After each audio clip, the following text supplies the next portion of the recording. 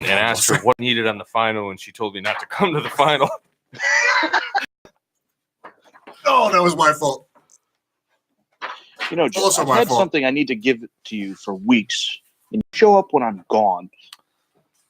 You know, easy come, easy go. We are now up on YouTube and Facebook, so gentlemen, please share those links when you get the chance. Watch your mouth. Thank you, Riddler. I like this a lot. Shut up. You got to fill my machines out during the show at some point. He sent it to me. So the only disclaimer is I had to scribble out. You'll see I just switched the South and the West on the bottoms. The guy that made it obviously has never watched college basketball, didn't really understand. So while the rest of the world would have had Duke coming out of the East, your bracket would have had him coming out of Mexico. So I had to fix a couple things. Those are the same thing. That's true. But while we have Maksheen on, I think this would be a good time to do the first part of our GSWD bracket. Everybody excited? Yes. Oh, yeah. The Getting Sports with Drunk beer bracket. 68 beers. They're all Miller High Life. No. So there's 68. So we all lose. So there's 68 beers. I tried to break it down, by the way the brackets work. So I have, breweries from the East, the South, the Midwest, and the West. So, I used, import houses. So, Chicago is where all the Corona is imported and stuff. So, I made that a Midwest beer. Nothing says tornado, a nice Corona Modelo. So a fine cerveza. Yeah. Most of these are domestic type brews. I incorporated a couple craft beers, but I just our craft beer spectrum is kind of all over the place. So I didn't want to confuse it. It's weird looking up at the screen to see somebody. Are you having fun in the check? Yeah, we're having a good time. How was that 2-liter bottle of beer? Pretty good. Yeah. I'm going to try and get some back. They're heavy. That's the problem. Yeah, shove them up your bum. Yeah. But, so yeah, we're going to do the first round. So the rules are, if you've had both beers, just pick the one you like the most. If you had one but you haven't had the other, you automatically have to vote for the one you've had. If you've had neither, just pick one. But everyone should have had at least one of these at one point. So we're gonna Souls. So we'll start with the West. So starting first, we've got Blue Moon versus Molson Canadian. So no, don't write in your brackets. Don't write in your brackets. Jesus, what seeds are those? They're not by seeds. So it's just so we got so I need Blue Moon versus Molson Canadian. So votes. So who are you voting for? I'm voting for Molson Canadian as an avid Molson. No, I don't need explanations. Mock. Blue Moon. Ooh, Souls. Blue Moon. J-Mart? Molson. I also vote Molson. All right. Molson wins. Right. All right. And then next is PB. Kind of Canada win. Pretty much, yeah. Yeah. So PBR versus Fat Tire from New Belgium. I don't know what that is, so PBR. PBR. Yeah, I'm also going to vote PBR, so it's kind of a formality at this point. PBR. And then Red Baron. PBR. PBR, yes. All right. Clean sweep. Yeah. All right. Sierra Nevada Pale Ale, everybody's first craft beer, versus Tecate. Oh, Jeff's eyebrows are perfect on that one. All right. Sierra Nevada Pale Ale versus Tecate. Souls? Never had either. Souls, can you do that later while we're doing this? You've had the Sierra Nevada. Have I? You had it on the show. Yes. That might be one of your nicknames. Sierra Souls. So Sierra Nevada. All right. Sounds like a porn star. I am also voting Sierra Nevada. No love for Tecate? No love for Tecate. I knew J-Mart was going Tecate. Pale Ale. All right. I'm going to go Tecate, but the Pale Ale wins. All right. Next up is Coors Extra Gold versus Lagointis IPA. Coors Extra Gold. Extra Gold. Extra Gold. Come on. I'm also going Extra Gold. That's one. Lagointis. One disheveled mock right there. That was good. All right. Ooh, this is a good one. I'd like to see Kyle's reactions on this one. Keystone Light versus Stroh's. The hell is Stroh's? Keystone Light for the win. Stroh's is just like Schlitz. Okay. Again, what the hell is Schlitz? What's the beer that your grandfather always used to drink? Peels. That same stuff. Peels. So we're going with You're going with Keystone Light? yeah. All right. Baron? Keystone. Stroh's. Anything but Keystone. Yeah, I'm going Stroh's. Mark Sheen? We'll go Stroh's. It threw me off because I heard a laugh come from the other side of the room, but he wasn't laughing on the screen. Someone's playing the video over there. I can hear the echo. All right, Coors Light versus Keystone Ice. Ooh, Coors Light. Coors. That's a diarrhea battle. Coors. Yeah, I gotta go Coors. Yeah. All right. Clean sweep. And then Coors Banquet beer versus Dos Equis. Oh. Dos Equis. I'm going Banquet. Absolutely the banquet. Banquet beer. Dos Equis. No way. All right, and then the last of the first round out of the West is Colt 45 versus Coors Radler. Colt 45. I knew this one would tear Kendall apart because he's all about malt liquor, but he just loves those lemon-flavored Coors Light beers. Colt 45. Yeah, I'm going Colt. All right, so Kendall, your Coors lose. All right, so that was the first one out of the West. I don't want to do like the whole first round because there's 68 beers. So we'll come back to it in a little bit.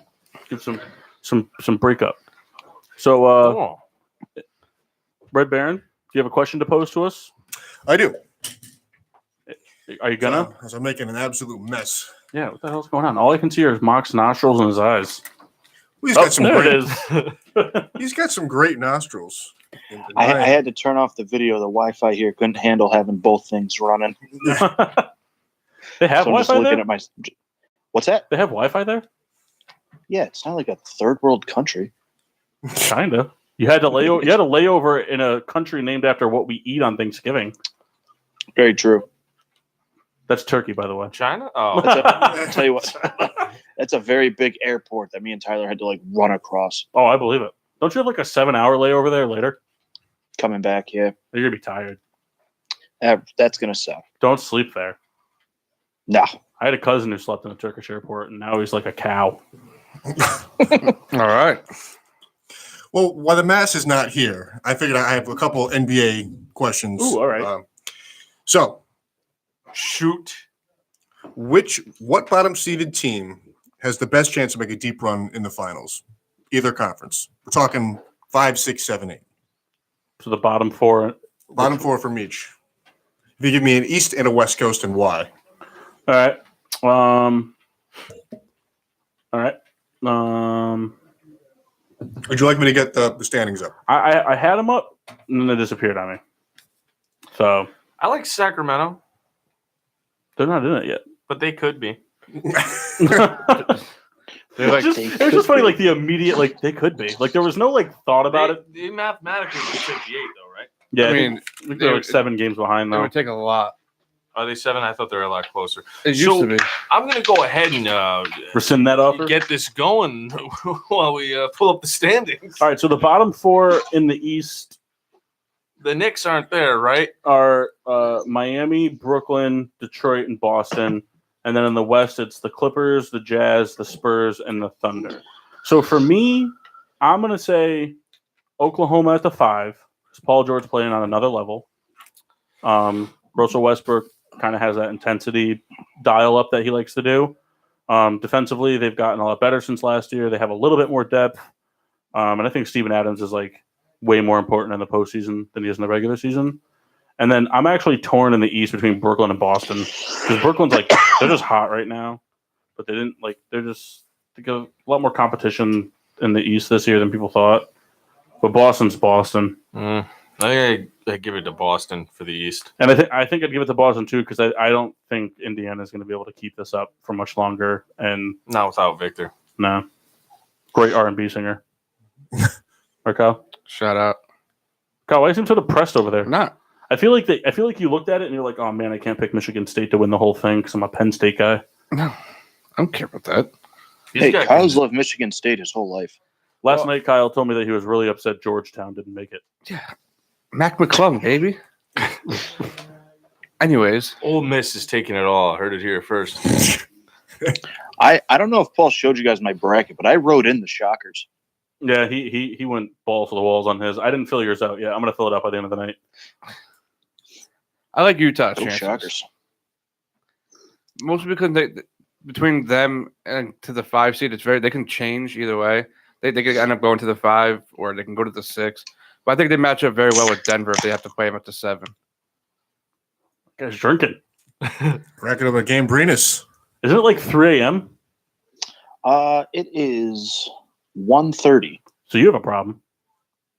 We've been drinking pretty much nonstop since we got here. Nice. Good. Paul, I told you, my grandmother got us wasted yesterday. Did she give That's you something Werther's? you don't hear often. Like, No, Jeff. It was. We're sitting there talking because we haven't seen her in a few years, and on the table she just lined up like 12 unopened beers. I like She's her. like, oh, let's talk. Beer, Fix-A-Dent, and Werther's. Mhm. All right, so Souls, you were saying? So I think like Rudy Gobert matches up with Jokic, Mitchell can guard whoever the fuck Denver wants to throw at him, and Favors is big enough to guard Millsap. I think all around Utah is a bad matchup for Denver. All right. I mean, they did spoil last year. They played spoiler too. Nice. True. So I'm on the fence though because I think OKC's revamped this year compared to last year. I think they have a lot better role players, and they don't have Carmelo Anthony, so that makes them apparently better. Tell you what, though, my whole Bitter answer, man. my whole answer changes if Oklahoma can jump Portland. I think Portland is one of the more dangerous teams in the whole playoffs. But they're the 4 seed now. What was the extent of McCollum's injury? He went down bad, right? Leg, I think, right?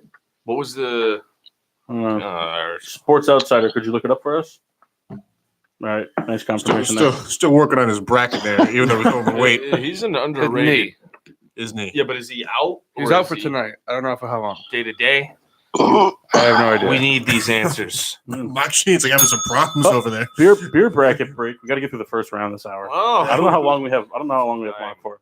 I'm glad you took the bell away. I'll probably be here for a little while. All right, so I'm catching a second wind I here. hope you fall asleep while on camera. It would be so perfect. I have a feeling this would be like what the POV would look like from when he fell asleep on this toilet with the wicker basket. A little more of this. All right, Souls, do you want to go the east or the south for the beer bracket? East. East. All right. Starting first. All right. Sam Boston Lager versus the Narragansett Del Shandy. I'm sorry, what was that? Natagansett Del Shandy. Sorry. Oh, thank you. Didn't understand your accent. Yeah, I'm from the Czech. Not a gas. Very thick. Shandy. Natagansett Shandy. Shandy. Sam Adams. Sam Adams. I don't want to break the tie. I hate Shandies. Kendall, it's up to you to. I'm a Figure out the Natagansett score. guy. I'm You a also like Natter- Coors Radler, so Yeah, this is true. This is true. And also, even though we're kind of like East Coast people, I'm kind of a Sam Adams, whatever.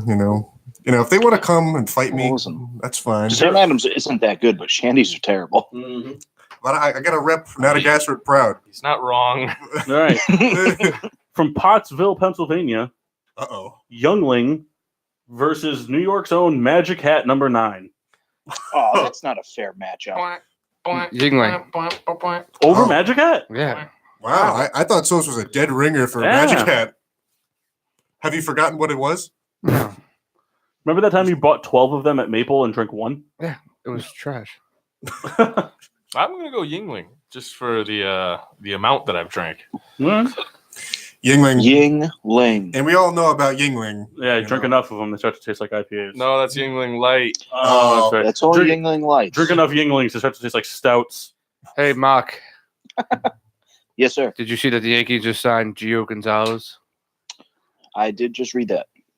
Breaking news. Again, wish that was about 6 years ago. All right, Genesee Cream Ale versus Labatt's Blue.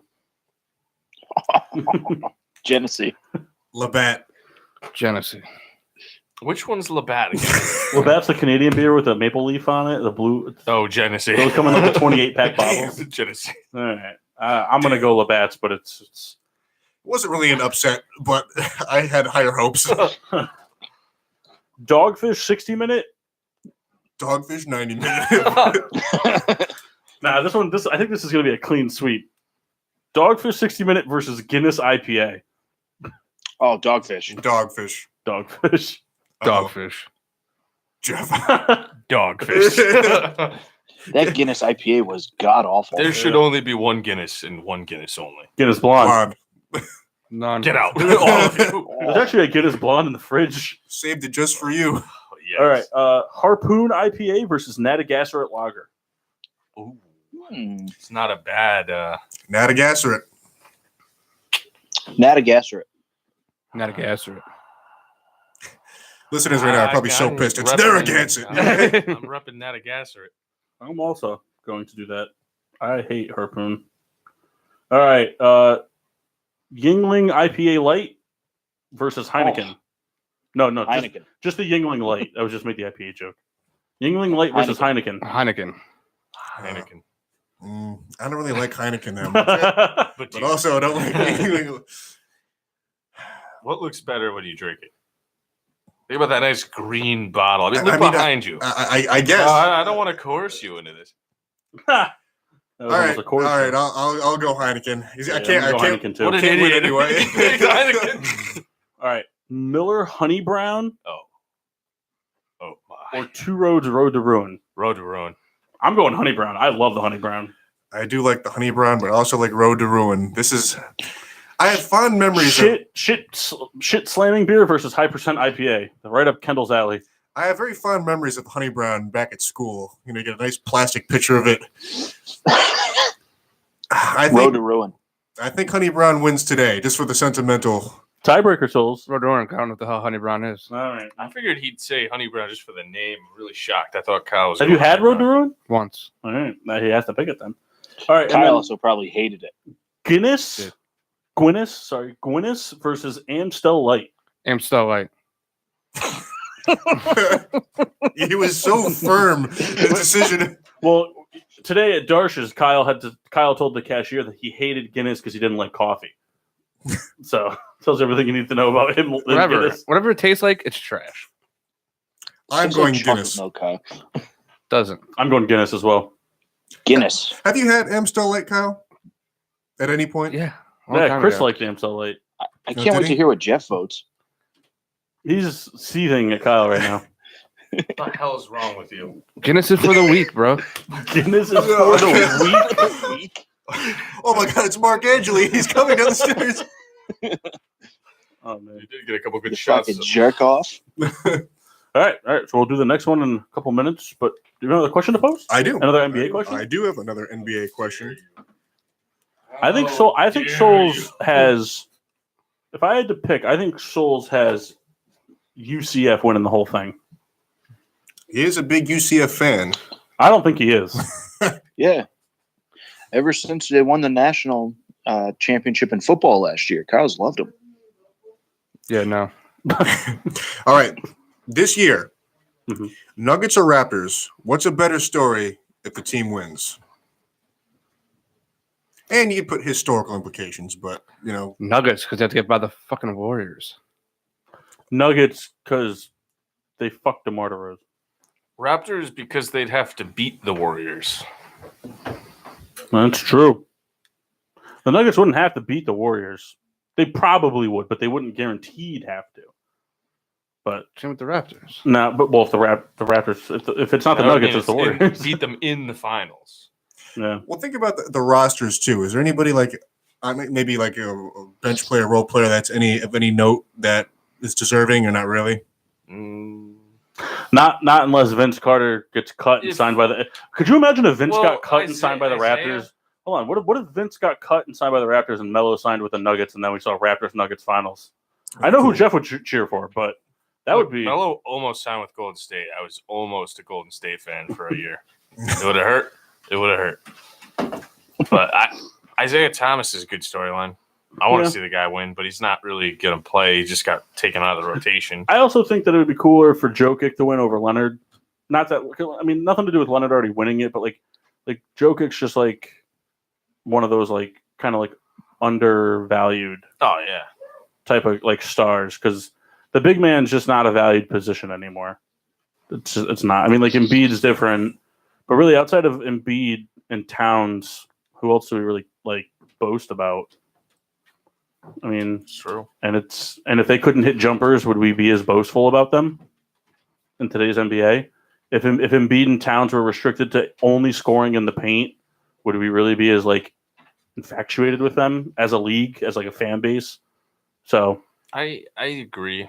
I want Leonard to win again just because of all the negativity that he's kind of taken over the last few years. yeah, And but it's not really But his Jokic's like fault. a European Noah. Yeah, we don't need any more Noahs though. Hey, that guy's hitting jumpers and doing finger guns. That's true. He's a hairy bastard. Kendall hates him for some reason. I don't understand why. He's a dirty player. We all know it. You know, You're thinking of Mr. Zaza Pachulia. no, we want to make excuses for both these guys. You know, he's a rat. He's a real rat. You have no evidence to back that up. I don't, but I have a gut feeling. Maxine, do you have anything to weigh in? Nope. All right. Oh, beer bracket break. It's alliteration. You like it? All right. Red Baron, East or West? West, please. West? Oh, we're going to do the West. East or Mid-West? Mid-West. All right, Mid-West. All right, starting it off. Ballast Point Sculpin versus Miller High Life. High life. High Life. I never had the other one. High life. High Life. You can't even say The Sculpin. Mark. listeners are Sculpin. livid right You now. can't say Sculpin. That beer is disgusting. Yeah, Scope. but Miller High Life is terrible. It isn't. All of our viewers are like, And I "Oh, won't these give guys Kendall are the fucking satisfaction. cheap." Well, it's just more, we all You know, we all drank a lot of shit beer in our day. he sat in my basement and he brought me High Life recently in the past I like did. 4 months, and he drank it with For the me. one quarter of basketball you guys watched? Yeah, we've kind of fallen down on that. At that time, we were watching whole games. Wow. All right, next, Miller Genuine Draft versus Modelo. Oh, MGD. Oh, just regular Modelo, No, Modelo Chilada. genuine draft. Not from Souls. All right, so it's a clean sweep on that one. Goose Ipa versus Ice House. Ice House. Just kidding. Nice cake matchup there for the Goose. Well, it's a high seed versus low seed type deal. We're also dealing with Jeff Goose and IPA. Kendall, so we're not really guaranteed Ice House doesn't win. See, Goose, you know, Ice House is great, but the diarrhea has just been too awful to save it. So what are you picking? Goose. Goose? I know Mock's picking Goose. Yeah. Goose. Goose. I'm also picking Goose. Just picked Ice House. I'm going Goose. You picked Ice House. Don't lie to us. No, it was like a 51-49 split there. Goose. Those numbers shouldn't have been, but they were. Miller Lite versus Founders All Day IPA. Miller Lite. You love Miller Lite for some reason. It's gross. I'm just accustomed to it. I think I am also going Miller Lite. Oh, I'm going Founders. I'm going Miller Lite all day. Ooh, all Just right. to stick it to Founders. This one hurts, but Miller Lite. I don't like the all day IPA. Oh, man. These guys have shit tasting beer. Who said that? Delete that comment. All right. Reds Apple Ale versus Hams. Oh, Hams. hams. Hams. I followed them on Instagram. He's their one follower. Souls? Hams. Yeah. I don't know what the fuck Hams is, but it's got to be Oh. better than Reds. You don't know what hams is. Have you ever had We had him Stroh's? on the show. All right. Leinenkugel Summer Shandy versus Milwaukee's Best. Milwaukee's best. It should, Milwaukee's be, best. it should always be Milwaukee's best. Should we just make Kyle lose? We have 3 votes. We could do it. Well, then you guys would be lying You to remember, yourself. you remember what you said about Guinness? Okay? Fuck Milwaukee's best. It's okay. I can't pick Leinenkugel, though. So you No. lose, sir. Line and Kugel. Milwaukee's. That a boy. You lose. They're both Martin. terrible, but All right. Milwaukee's best. Negro Modelo Yep. versus Red Dog. Red Dog. Oh, shit. Red Dog. Red Dog. Oh, man. next question. That one carries very heavy bias on our. Not for J-Mart. He loves the Negro Modelo. That's my shoveling beer. Every time I'd have to shovel snow for whatever reason, that was the beer in the fridge. With the exception of one time at Maple where we drank an 18 rack of Guinness and a 750 of Gentleman Jack. My God. There was Jaeger involved as well. Yeah, there was a lot of liquor involved that night. I got to give it a Red Dog, though. All right. Corona versus Rolling Rock. Rolling Rolling Rock. Rock. Rolling Rock. Rolling Rock. Remember that guy? What was his name? Was it Tony? Tony. Yeah. Hey, guys, I brought the Corona. We're going to have a great party. Get out. Fuck that guy. Hey, he might be listening. Good. Whatever. Fuck you. Fuck Say you. it again so he hears it. You got a fact coming our way? Or a question, rather? Yeah. Fact. Come on. What am I saying? I don't know. Already. So, this is kind of a quick one. We could go back to back if you want. It's not quick if you don't say it. If you guys had an ideal matchup for the finals on talent alone, what would be that ideal matchup for you guys to see? Sixers Of the- Warriors. 76ers, Celtics. No, wait, just a damn. All right, so minute. Souls, you had Sixers, Warriors. Would you care to Kyle would be elaborate? fearful of that finals. Because you got two of the best starting fives in basketball going head to head. The most talented starting fives. No, out you there. can't prove that. I can. Please continue. I'm just That's it. You said off talent alone, they have the most talented starting fives. okay. All right. I mean, Bucks that's Warriors. And we got Mike Ooh. Scott. Bucks Warriors. Mike Scott took a sip of some Henny in the crowd the other day. New Henny God. fine.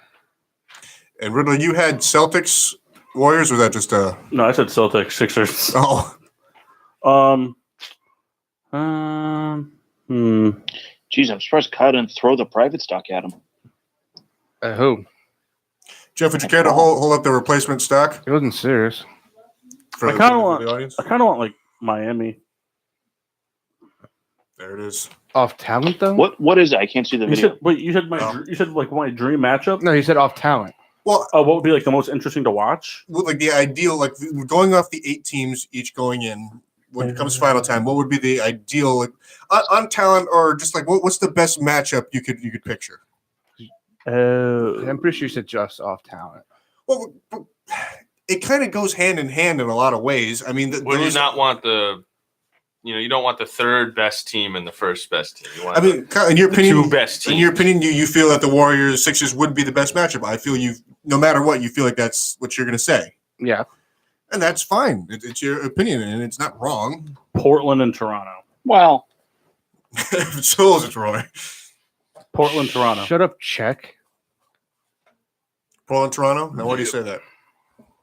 I just think it's a little bit more in. I don't know. I like the intriguing factor, like where everyone's kind of like their best is like where the other team is at their weakest. All right. Like I mean, like Dame's superior to Lowry.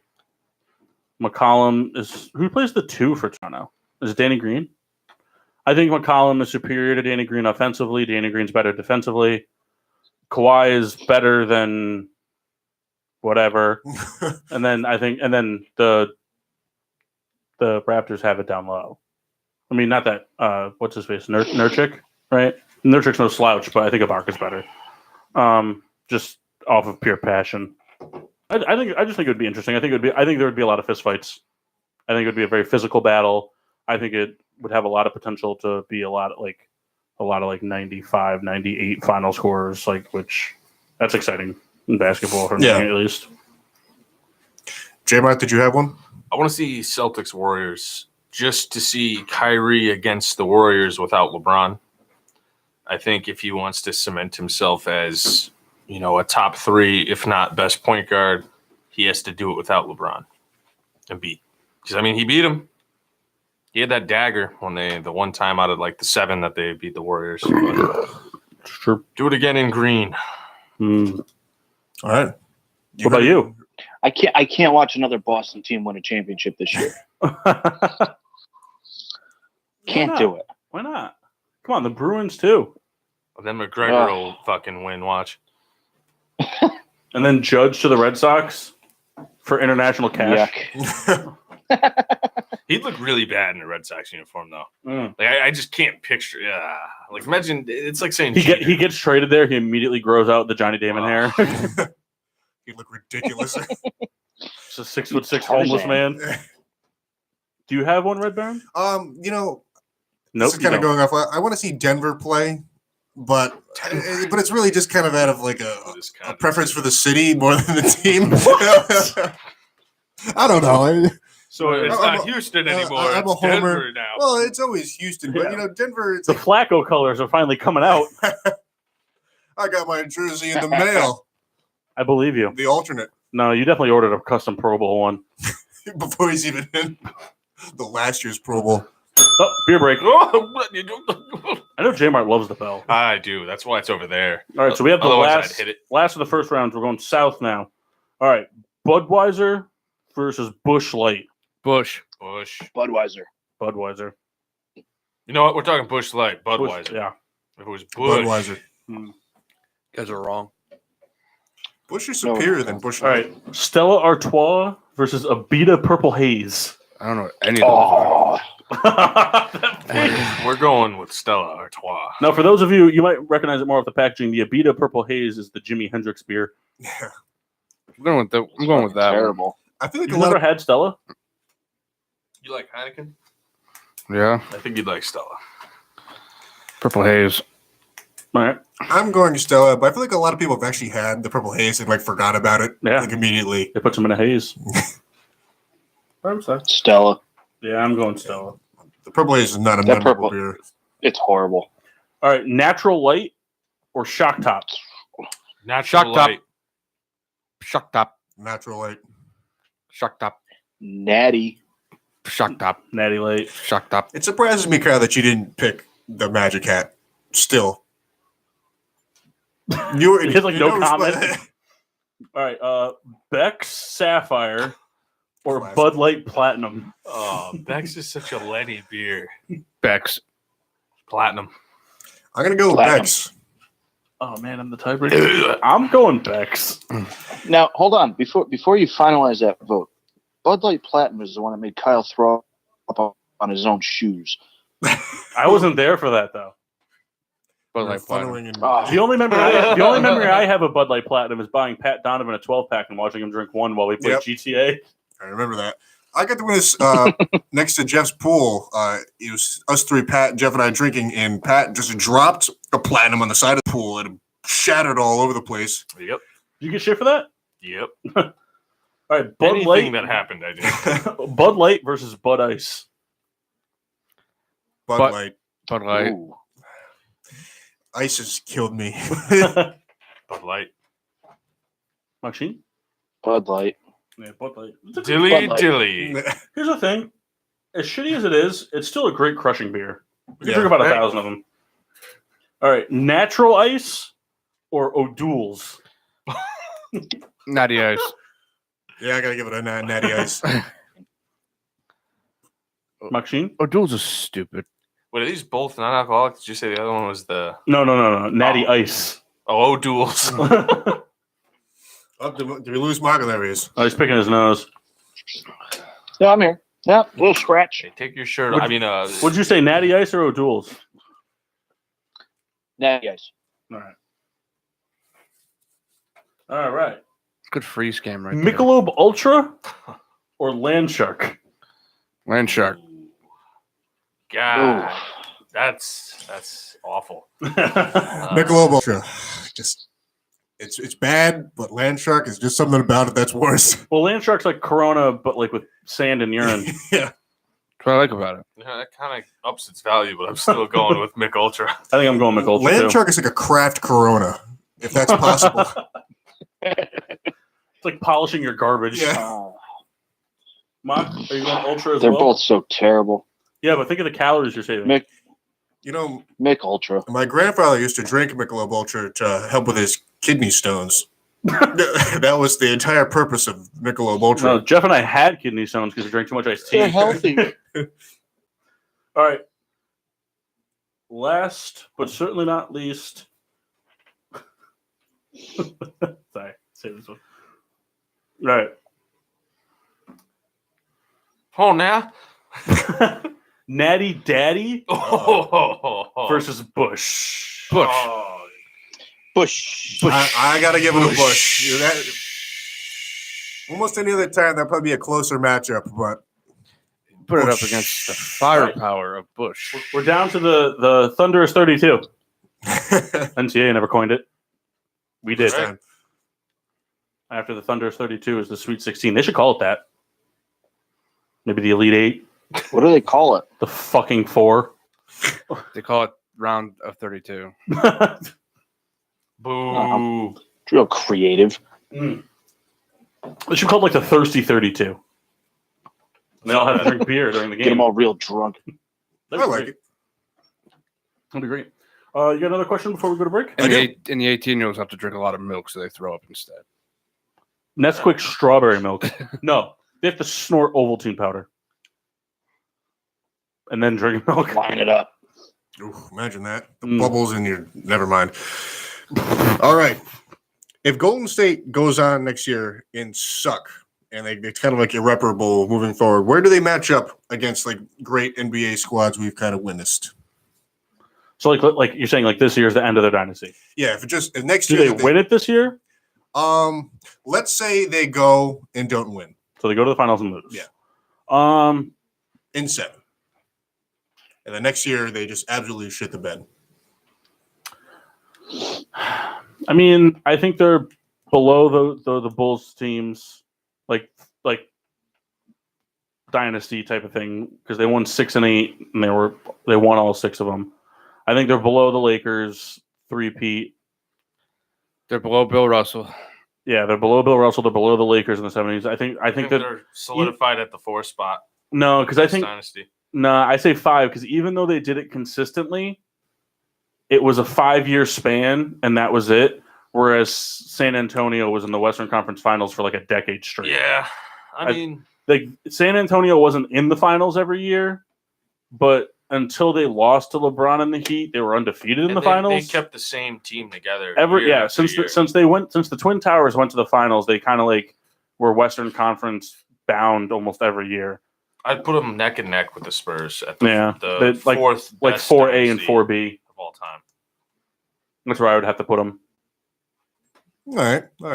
I guess these teams really win a lot, but like I guess take away like the Bulls and Michael Jordan and all that. Like, what about like stuff that we've seen in our time, like with the Celtics and No, the only thing in our time, the only thing that they can compete with is that Spurs team and the Lakers 3-peat.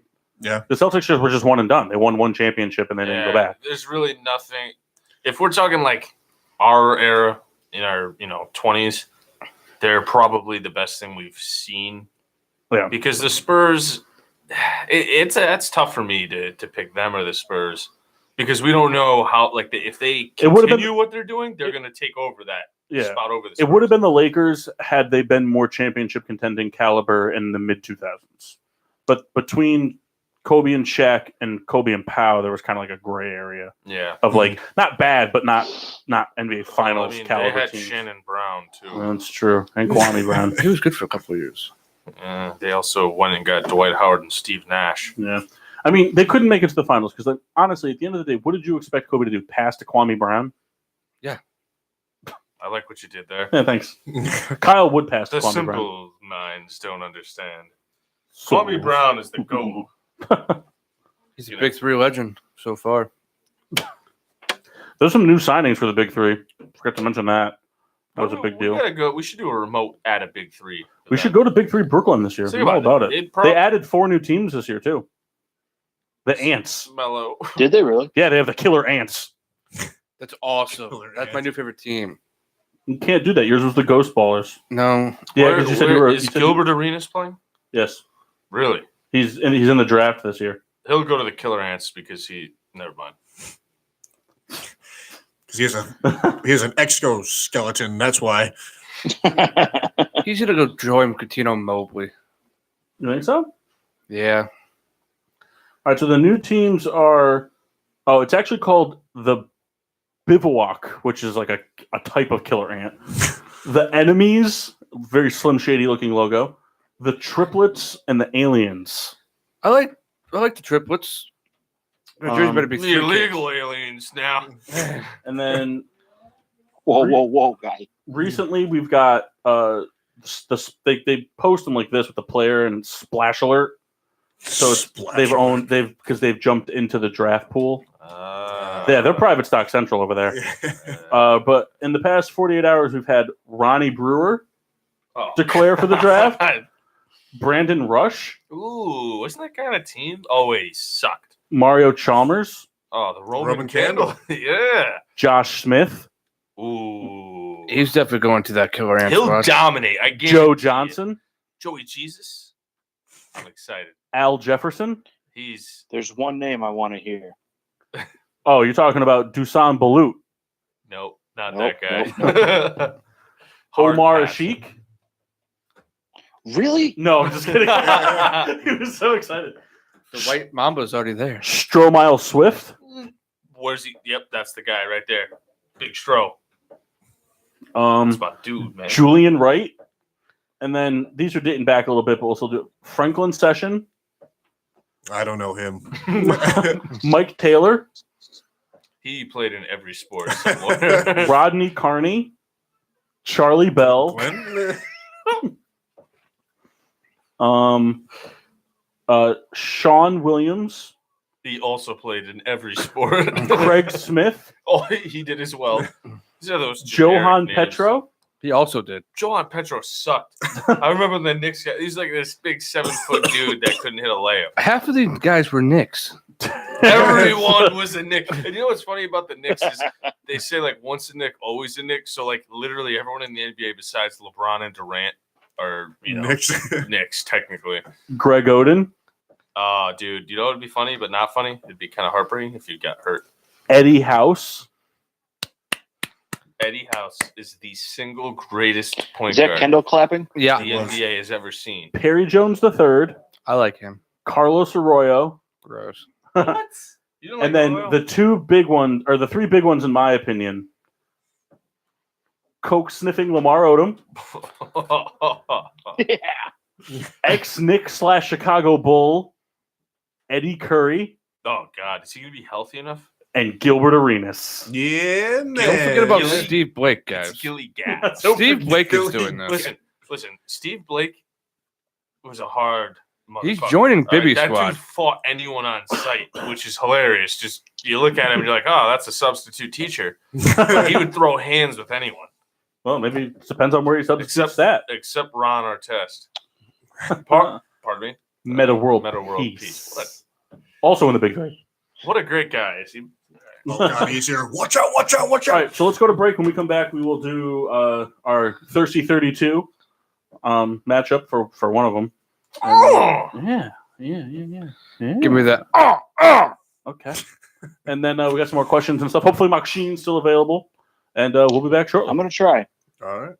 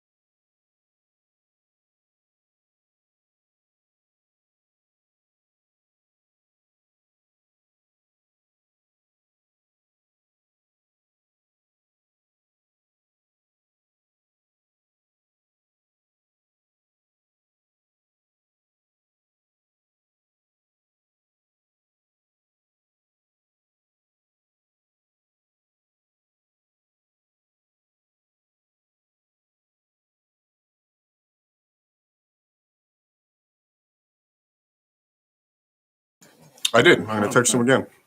So I guess I'll wait then for the first round of the Thirsty 32, see if he comes back in. But Souls, you wanted to talk about our MLB draft you put together. Oh, yeah.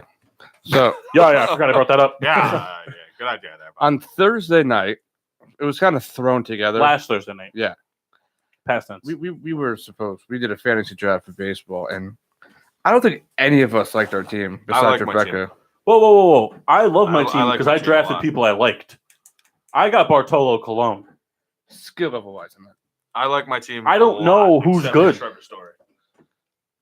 Here's the thing. I don't really know. Like, I know who's good, but for me, like, when you're good at football and when you're good at basketball, those are good people to get for fantasy. But like Adam Engel for the White Sox is not a good fantasy outfielder.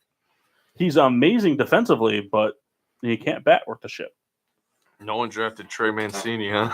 I like my pitching. I've got Syndergaard, Strasburg, Price, Hamels, and Keuchel. I'm assuming Keuchel's going to sign somewhere, right, by the time the season starts? I hope so. Well, if not, I've got Arrieta and Carlos Rodon. No one got Pujols. He's done. No, but I got Bartolo Colon. You know, I don't hate my I team. saw I mean, I like my team, like talent-wise. My infield's Freddie Freeman, Javier Baez, I think it's Javier, Nolan Arenado, and Xander Bogaerts. And my outfield is, Dustin Dahl, Wesley Merrifield, and Will Myers. Wesley. David Dahl? It just says D Dahl, so I gave it Dustin. David Deal. And then my catcher is Contreras. I got Profar. I got Brandon Nimmo because I thought Kendall would want him. I'll trade you. I actually, most of my team No, I drafted. I didn't draft it to trade. I mean, I Oh. will trade with you, but I drafted it to spite you. I Because understand. I know you were telling Rebecca who to draft to No, spite Kyle and me. I didn't. Yeah. I also got Adam Eaton, and then I auto drafted Billy Hamilton. Fucking hate my Listen, team. Rebecca only knows players that we talk about. So it's actually our fault because we mentioned those guys a lot. I have quite a few Phillies. I also have As quite a do I. I drafted to trade I have souls. Nick Pavetta. You. Anybody? Yeah. have- I didn't draft him. I thought. Oh, I did. Yeah. All my utility guys are Abreu and D. Gordon. D. Gordon's a good pick. Yeah, it auto drafted me fucking Cervelli, who's actually good fantasy wise, but Look, I will do a combo package of Nimmo and Cologne to you, Kendall. What do you want? Better parking. All right. That can be arranged. I hate Machado, but By George, I have him. It was weird. I didn't pick a good catcher. I don't even know if this guy's even going to be in the majors. I'll give you Nimmo for Castillo. Francisco We'll do a Mejia. team swap. I had a sort of a trade with Kyle that I think was we got to redo. Right? It's in the works. Can Does we it do a involve 3-team? Wellington Castillo? He wanted him, but I don't know if he still does. I just need a fucking catcher. He needs a catcher, but I'll take best offer. Buster Posey for your best player. Come on, he's going to stay healthy. What about They're not gonna DeGrom for move him to Nola? first base in the middle of the season. What? DeGrom for Nola. Yeah, we already talked about it. That's what I'm trying to work Yeah, out. better idea. Pavetta for Nola. or fuck it. So, I mean, My cheat. I'm sorry. we'll do. I'm going to do mock and the Masses team. Rita did a team too, right? And then our buddy Logan. Yes. So let's see. Let's go through Mock's team. Notable players: Scooter Jeanette, Carlos Correa, Juan Soto, Mookie Betts, Aaron Judge. He has Josh Donaldson in the utility spot. Mookie Betts is he got- dominant. You got Severino, player. Bauer, and Happ for pitching. And then he's got Jansen as a relief pitcher. I thought I drafted him. Then I realized I didn't. Like round. He drafted Chris. Casey. The Mass has got Chris Bryant and Rizzo, Gary Sanchez, Yelich, Yuck. Benintendi. He's got Puig. Puig. He's got Puig. He also has Moustakis. And then he's got Stockala. He's got a pretty nice pitching though. He's got Scherzer, Kluber, Tanaka, and Mikolas. Except for Tanaka. Nicholas is going to be good this year. Yeah, well, Sorry. he also has Hand. Brad Hand, baby. Hand? Yeah, I had a teacher in high school named Larry Foote. That's not a Southpaw. joke. His real name was Larry Foote. That man was a linebacker. And then He's a Rebecca's got a Realmuto, who's overrated. She reached. Go fuck yourself, bud. is overrated. No, but she has Stanton, Conforto, and Trout. Yeah, She has Stanton, Conforto, and Trout. I was gonna take Harper saying, and then I. But you didn't. You didn't get. She also either has of them. Turner and Votto. She hit a lot of home runs. Yeah. Hey, it doesn't matter. Her Phil's in pitching, phone. though, not too shabby. She's got Bumgarner and Verlander. She also picked Zach Wheeler. You know what she said when she was drafting? She goes, "Is Verlander still on the Red Sox?" So she's doing private talk. I almost choked on myself. Wait, so he's not?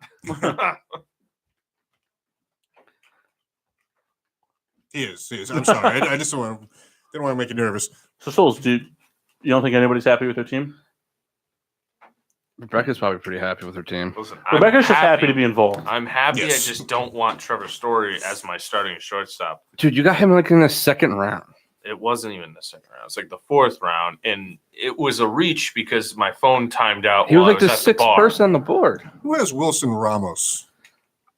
Chris was gonna take him because they needed a catcher. He took him right before I took Francisco. Miller. catcher, and he's in the minors. My squad is Mejia, Goldschmidt, Gleyber Torres, Miguel Andujar, Francisco Lindor, Big Yankees fan next to me. Reese, Long time Reese Yankees fan. Hoskins, Starlin Marte. You don't even have the best Phillies players. Yeah, We do. Odubel Herrera, Gene Segura, Jonathan Villar, It's John Segura. Devers, Matt Olson, who will be playing in Japan in a couple days. I might pick up Ichiro just to play him for the 2 games. No, you won't. You'll forget. Yeah, probably. It's like 2 weeks from Max Muncy. I almost picked him. now. Yeah. You didn't. Mankata and but I Buxton. didn't. Buxton. Oh, boy. and also playing in Korea this year. I take pride in my pitching now. DeGrom, Sale, Jack Flaherty, Jeff's boy, Chris Archer. He's not my boy. He will be. Aaron Sanchez. He won't. He'll be traded. by Rossell the, Yeah, you Glacius. say that until Harper hits a line drive back into DeGrom's chest. Then he goes to check on him and trips and takes a cleat to the eye. Hey, did Buxton play for the Yard Goats, or am I thinking of somebody else? Take somebody else. You think of Lasting's Millage? Rossell Glacius, Corey Nebel, Andrew Miller, Marcus Stroman, and Sonny Gray. Wait, the guy who sung Hero? Or that fat guy that does stand up? Fat guy, I guess. Yeah, he's not fat though. He's big. He's fucking huge. he's back. Getting sports drunk. Mock. Oh, we back. We've been back. We just announced your MLB fantasy team. Oh, Trash. yeah, that draft did not go well. Mock called me immediately after and said everybody that he wanted, Rebecca took. Dude, Rebecca was shafting me in that draft, man. She does that to Kendall. That's because she was getting shafted during the draft. We call it Well- longboarding. Dumb joke. Don't know what I meant. All right. For your bracket break, now that Mock's back. Oh, you know what though? I have something to announce. Oh, we gotta do a private Mock slot. can't do this, unfortunately, but we could hold it up to the screen and just have you tilt your head back. But we're gonna do an around the horn since this hasn't been touched by anyone but me. Just think of how many he's going to be due when he comes back. We'll have to make you I'm another sorry. full. Has Jeff gotten caught up? I don't know if you know this, but Jeff has a handle of bottom shelf Canadian whiskey he's been drinking all night. And he's got some Crown Peach. He also had to let Kyle put a shirt over his head for 45 seconds. Ooh, Oh my god. did it burn all your hair off? God, what is in that?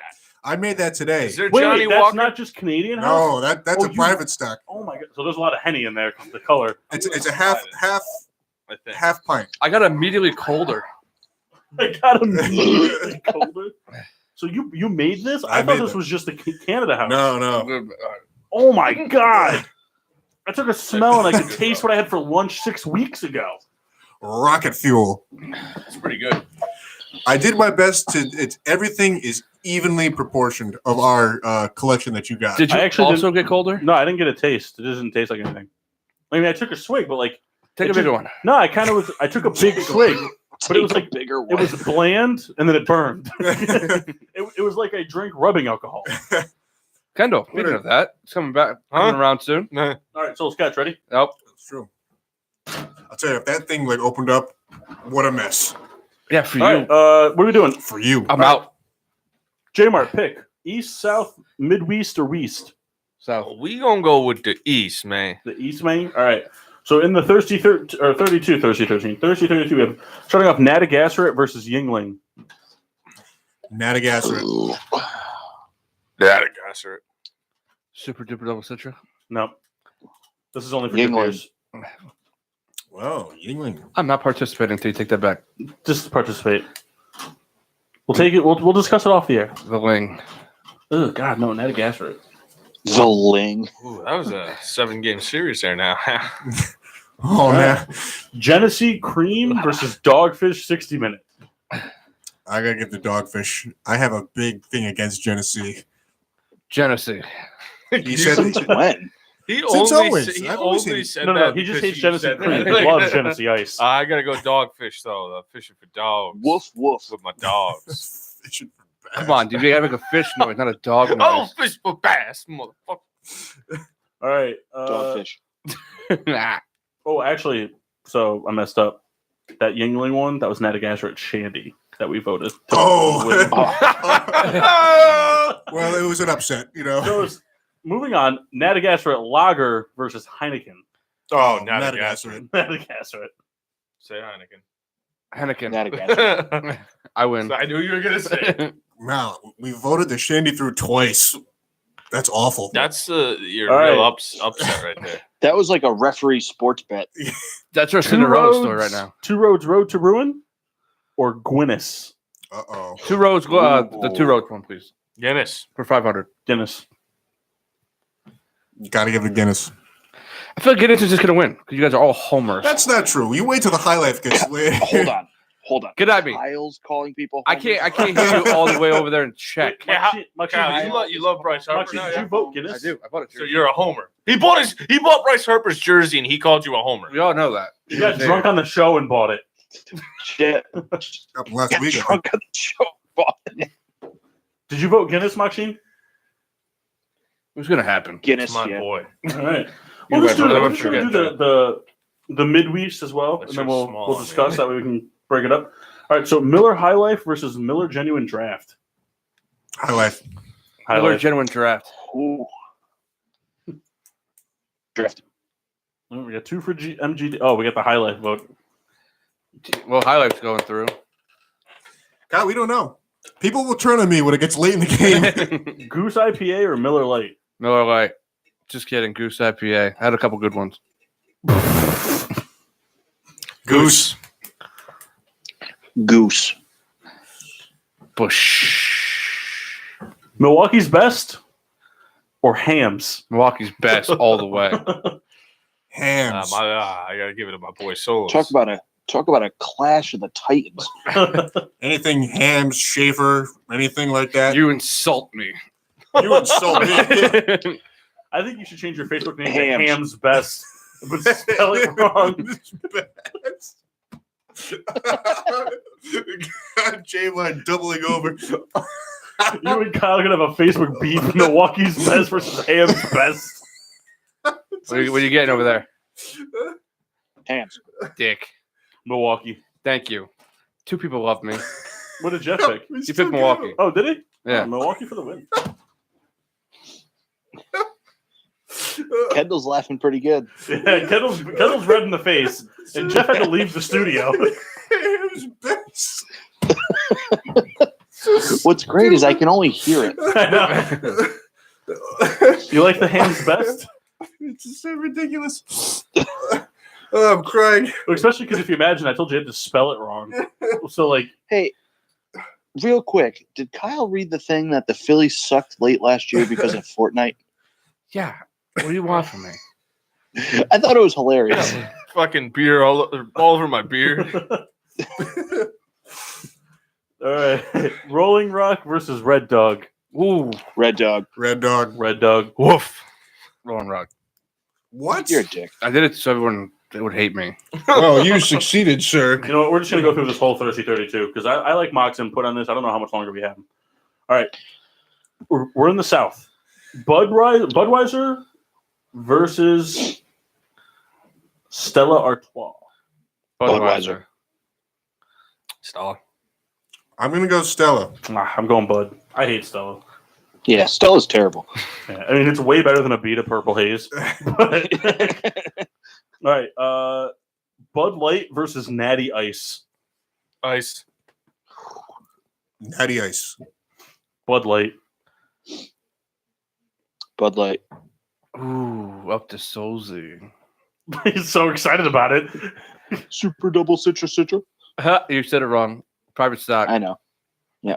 Go ahead. I'm going with Natty. Wow. Yeah. Natty Ice, baby. Natty Light versus Beck Sapphire. This is the Oh, Anheuser-Busch division, pretty much. I'm sticking with Natty again. Yeah, same. Yeah, Natty, Yeah. baby. I'm going Beck's, but I lose, so it doesn't matter.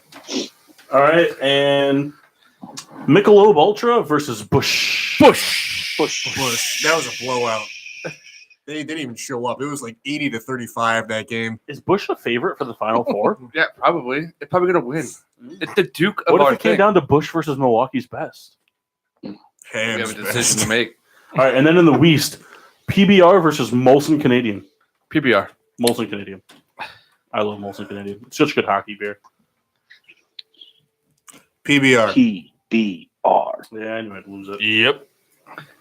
It was Molson Triple X. Stroh's versus Coors Light. Of course. Stroh's. Maxine. Come on, I got Blue Mountains. Coors Light.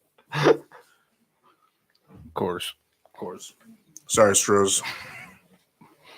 Hey, no one expected him to get this far. Colt 45 versus the Banquet beer. Oh, Call man. 45. Banquet beer. Banquet. You Banquet's- sounded like the guy I'm going to go with from Banquet's best. the Colt. commercial. I tried. Sam Elliott? Yeah. Yeah. What are you going with? 45. And 2 zigzags. Baby, that's all we need. He doesn't know any of the other words, so don't string him along. And then Sierra Nevada Pale Ale versus Coors Extra Gold. Extra gold. Sierra Nevada. I'm going Extra Gold. Extra gold, baby. I don't really have a choice. No, you don't. I mean, you do. It won't matter, but you do. Extra gold is so Here's the bad. thing, J Mart, the Red Baron, and myself kill a very warm 30 of Extra Gold. Do you remember when I had the trunk 30 I do. of extra gold? That was one of the worst. It was in his trunk for a whole summer. We kept The, picking at the it. cans, actually, everything faded. They were just aluminum cans. With What no- was the beer no that we label. drank on your front lawn shirtless in the folding chairs? That may have been extra gold. No, that was after the Extra Gold I think days. it was bottles, weren't they? Yeah. Oh, it was Bud Light Lime. Yeah. We sat in his front yard shirtless in folding chairs. That's one of my more favorite memories. Just hoping Listen, Lenny just didn't come to let home. you guys know, I'm getting patio furniture pretty soon. We can put it in Excellent. the front yard of the place I got now, and there's a lot of traffic. So That's what I like that. We should buy as many folding chairs as possible and just make a line all the way I through. got a grill too. We could just start grilling nothing. Just have the grill running. Just Brat. all day long. Put the empty bottles on it. All It leaves. right. You have any more questions you'd like to I pose have to a us? lot of questions. Oh, all right. A lot of questions. I was hoping the mass was going to make it here in Yeah, well, he time, didn't. but you snooze, you just don't get to participate. That's how He's it out goes. celebrating Blake Bortles. You know what? Hold on. I'd actually like to talk about that for a second. I think what's the contract details? Anybody get contract details? What's getting paid? Like what? 2 mil, 3 mil? Kyle, So that's I your don't know if they department. released- I think that is actually a very good signing by the Rams because it's a low risk thing. He's probably not going to have to play because you have a good young quarterback that's been relatively healthy. But if just in case Goff does go down, Goff is Tom Coughlin, quarterback of Goff is Do you deserve some of this? no. Goff is a mobile quarterback that doesn't run. He dances around behind the line of scrimmage. He'll get out of the pocket and scramble like a Ben Roethlisberger kind of thing. And that Blake Bortles can do that. Now, I understand the passing accuracy is not there. I get that. Like, I 100% get that. But he can keep plays alive. He can extend them with his feet. He's got the best running back in football when healthy, who's also good at catching the football. He's got at least a reliable tight end, and he's got speed receivers. Bortles is not by any means he can't Nick Foles this team, but if you were to lose Jared Goff from like week 8 to week 12, I think Bortles could step in and win maybe 1 or 2 games, depending on who they play. I mean, think about it. If he steps in for a 4-game span and they play the Cardinals twice, the 49ers, and then, like, I don't know, just some NFC South team, he could very easily go 2-2. You know? I mean, they don't have the hardest teams in their division to play. But Sean McVay as his coach, though, I could see Blake Bortles being a pass catcher for a couple plays. Oh no, I'm saying I could too, but I'm saying just from a quarterback standpoint, it's not the worst signing. Another place I think Blake Bortles could have gone to be a backup for cheap, Baltimore. They're insisting that running style of offense. Now Bortles isn't as fast as Lamar Jackson, but Bortles can run. Bortles is very mobile. He's got great agility. He's made guys miss. I told Ken the other day, I kind of wish that the Steelers looked into it. It wouldn't. Well, no, just because like it could sit under Ben for a couple of years, and but it doesn't fit your style. He's not your style of quarterback. Like that. We had Cordell Stewart, and how'd that work out? The Bears had him too. We used him as that was also 15 years ago. Hey, guy, we used him as a wide shut receiver. up over there. Shut the fuck up, Kyle.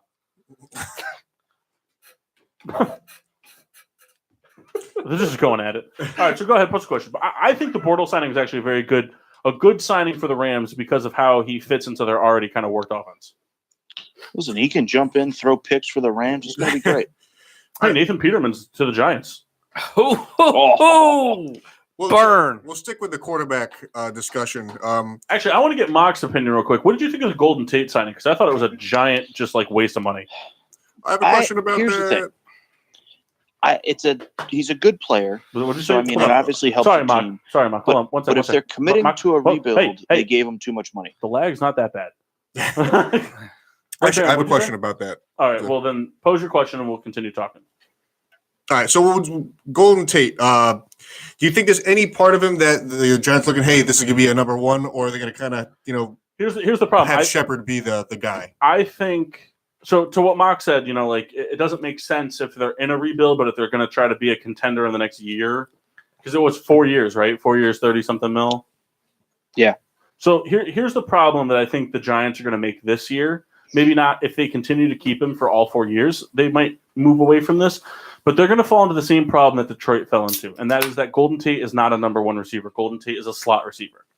Golden Tate is a bigger Julian Edelman. He makes all his money with what he does after he's caught the football. Well, I think the Giants, my personal opinion, I think the Giants plan to take one of those receivers with the 18th pick.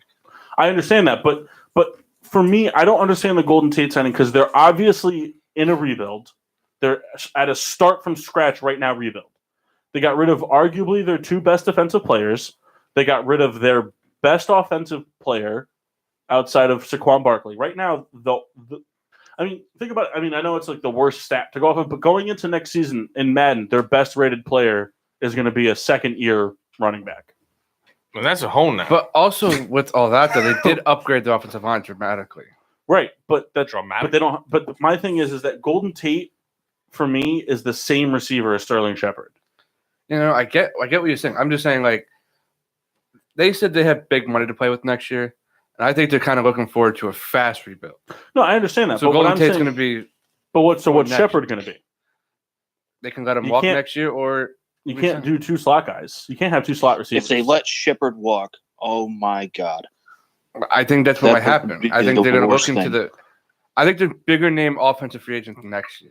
All I got to say is think about the receivers of the Super Bowl for the Giants. Were they number ones or were they kind of just no names that? No, but I get what you're saying. But the thing is Golden Tate is just not like he has number one talent.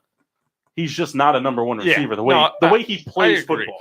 I just think that they were, if you look back to when they were winning, they didn't have that, Des Bryant of that era or right. I don't think your number one receiver. Yeah. They had a committee that nice Des Bryant choice like that. Yeah, they have Plaxico. Well, the first Super Bowl we had Plexico. Yes, but my thing is he also shot himself that same year. That was the year after. See, like they don't need they don't need a Plaxico. They need a Plaxico build. They need somebody that has. Look, there's plenty of guys that'll have gun incidents next season. They could find another one. I mean, anybody that's currently on the Cowboys roster is fair game. Chiefs too. They're kind of heading know what down that means, right, Mark? No, they're just domestic abusers. You know what's going to be Yeah. really funny is I actually read an article today that says the Steelers have interest in Vontaze Perfect. Kyle talked about that a few weeks ago. Yeah, he wants but the Bengals officially released Perfect today. But I don't think that the Steelers are going to sign. They just signed Mark Barron. Barron. I think we have money. Perfect would be a $2 million deal. Whatever. If he You guys have like $8 million whatever. left. He's not that terrible. It would just be hilarious. Oh, fuck you, Kyle. He's not. He's just. I never said he was terrible. I said he was a douchebag. Yeah, but so was Juju. Pointing a mock up there, and Juju laid him out, which was pretty cool. Right. The Chicago It's a Bears cheap just hit. extended Pat O'Donnell. Nice dude. We got our punter back too. We got half the special teams down. I'm thinking they're still working something out with Gostowski. Then he's going to miss the first field goal of the season. Could you imagine that? Bears should offer third, fourth round pick for Robbie Gould. Third, fourth round, Jordan Howard, and At all costs, get him back in Parking. the blue and orange. that's right. I want him in the Knicks so bad. You want Jordan Barrett? No, Give it to him for $1. no. Damn. Listen, Kyle can make this deal. Pull some strings. You have another question? I do. That's good. Oh, beer bracket. Wait. You- now. You know, I do that to people getting on the highway on Oh, the Barrett. oh, no. I'll shift over to the left lane so they can get out of there. Now. And it drives me nuts when they don't get on. All right, we're into the. All right, hold now. Okay. Guys, it's good to be home. All right, we're into the sour 16. So we're gonna start in the West. We start in the Southwest. The West. All right, Coors Light versus Coors Banquet. Coors Light. Banquet. Banquet. Coors. the Say banquet light, beer. mock. Banquet. Dick. And then PBR versus Extra Gold. PBR. PBR. Oh, get him to the finals. Come on now. I have a lot of fond memories of the extra gold, But but extra gold. I'll go Extra Gold. you guys are dick right. The problem is for me, You're goddamn right we are. PBR got ruined for me because like PBR was like one of those. No, it's not by Kendall. It's by all the hipsters that we went to school with, all the radio club John? people, because it was just all PBR. No, John was a Bush guy. Exclusive. John would drink Bush in bottles. Yeah, that drove me nuts. He like go out of his way to get like 20 packs, right? Yeah, no, That's 18. disgusting. He would drive 4 towns over to get him in bottles. God, They make him a nuts. bottle. All right, Midwest.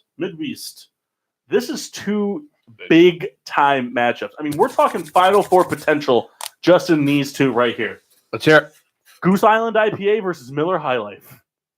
Goose Island. Goose. High life, baby. And we lost. What are you gonna do with it? But you can want high life. I see it in his brain. I'm looking at Mock, even though he can't look at me. Champagne, baby. Miller High Life. Champagne, baby. Don't worry, kind of the tables will turn. So, why do you hate the high life? I love don't. Goose Island, but IPA is like my least favorite style of beer. I just don't think it's great. I mean, it's not like it's a good rate. What? I don't think it's great. Speaking of not being great, is everybody listening? Makashin, are you present? Yeah. You ready for this? Holla. Are you ready for this? Are you ready for this silly 16? But it's a finals matchup. What do you got for me, brother? Milwaukee's Best versus Red Dog. Red Dog. I know I'm losing this one. Red dog. Are you ready for this finals? Red Dog. Dog. It's Red Dog. It's Red Dog. Red dog. Souls? You guys are just wrong. Kyle, you've had way more red dog. He's gonna change his name to Dead Dog's Best. I was hoping to get a second laugh. Too many dog noises. for I'm one going day. with Milwaukee's best. You know what? I'll support you by picking Red Dog. You guys disappoint Milwaukee. Oh. All right. Whoa, it's Ham's I don't best care over about here. Milwaukee at all. I don't Going- care about you at all, all right? Going to the I can East. disappoint them all I want. Natagasser Shandy versus Dogfish 60. Dogfish, because it's the shandy. Dogfish. And I'm glad we all figured this one out now. Yeah. I'm gonna go Shandy. I want to see if we can get this going. I just want you to know that we have potential for Natagasser at East Finals. Oh man, we're talking like Texas Tech TCU type matchup. All right. You know what? That made him so mad he's going to get up to bring it to him. So wait, what did we vote on? I know Mark picked Dogfish. J Mart picked Dogfish. I gotta give the dog. I gotta get a sip of it before I give it back to you. I'm not getting up again. My goodness. All All right. right. Sure. And then the last in the Just East, stay we here. have Natagansett Lager versus Guinness. Not a gas or lager. It's a Guinness for me, baby. Guinness. Guinness. Ooh, the 2 thumbs up. You know, I was actually gonna give it a Natagansett. You know. Well, that's why I'm voting highlight. All right, and then we got Bud Heavy versus Natty Light. Sticking a natty. Natty Light. I'm going Bud Heavy. Bud. Well, I didn't know what Mark said, but I think I read his rips right. I'm sorry. He read his rips What was right. I told Putty Tat. I did. So I'm gonna leave this one on the side now. no, you can't. Bud or Natty Light. Natty Light. Oh man, God, you're such a liar. Hey, I never had Bud Heavy. you never had Budweiser? It's a Budweiser. You. Why don't you just say dumbass. Bud? I don't like the lingo. Okay, All right, I so don't like the Budweiser lingo. or Natty The Light. private stock. it's in my hand, bitch. Give him a whole nap. Natty Ice Drink or Bush? Natty Light. You're a liar. Yeah. Good luck getting back through customs. Ah! God, this is terrible. All right, Drink more of it, Kyle. all right. So we've got our You know what's crazy, man? Like Mark's right there, but he's really not. I know. He's like so close that like there's oceans between us, but he's right there. Hey, buddy, how you doing over there? I'm It good. doesn't matter how you're doing. all right. Baron, Yes. Corbin, questions? All right. Ring the damn bell. Whoa, whoa, whoa. You know it. Going Bingo. into this next season, is there any part of you guys that think Ryan Tannehill wins the job outright? Actually, Scholes and I had this conversation today. I think Tannehill gets the job by like week 6. I think he gets injured again. I don't think Tannehill gets the job outright, but I think that due to poor performance, we get to see Tannehill play in a game. When are people just going to give up on him? He's not good. He went to a team where Mariota's not that good either. But he's still better. Even injured, I'd take Mariota over a healthy Mariota Tannehill. is such a bitch. No. Here's my thing. Tannehill is going to be one of those players that's going to forever be that Ryan Fitzpatrick style of player where he's going to start in some games. I don't even put him on Fitzpatrick's level. But before he started becoming injury prone, Tannehill was trending upward every single season. His touchdowns went up, his interceptions went down, his yards went up, completion percentage went up.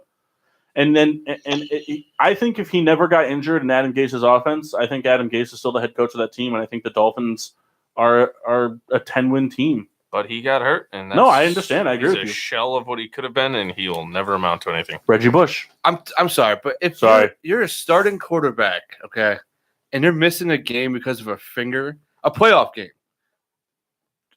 you're not the quarterback for me.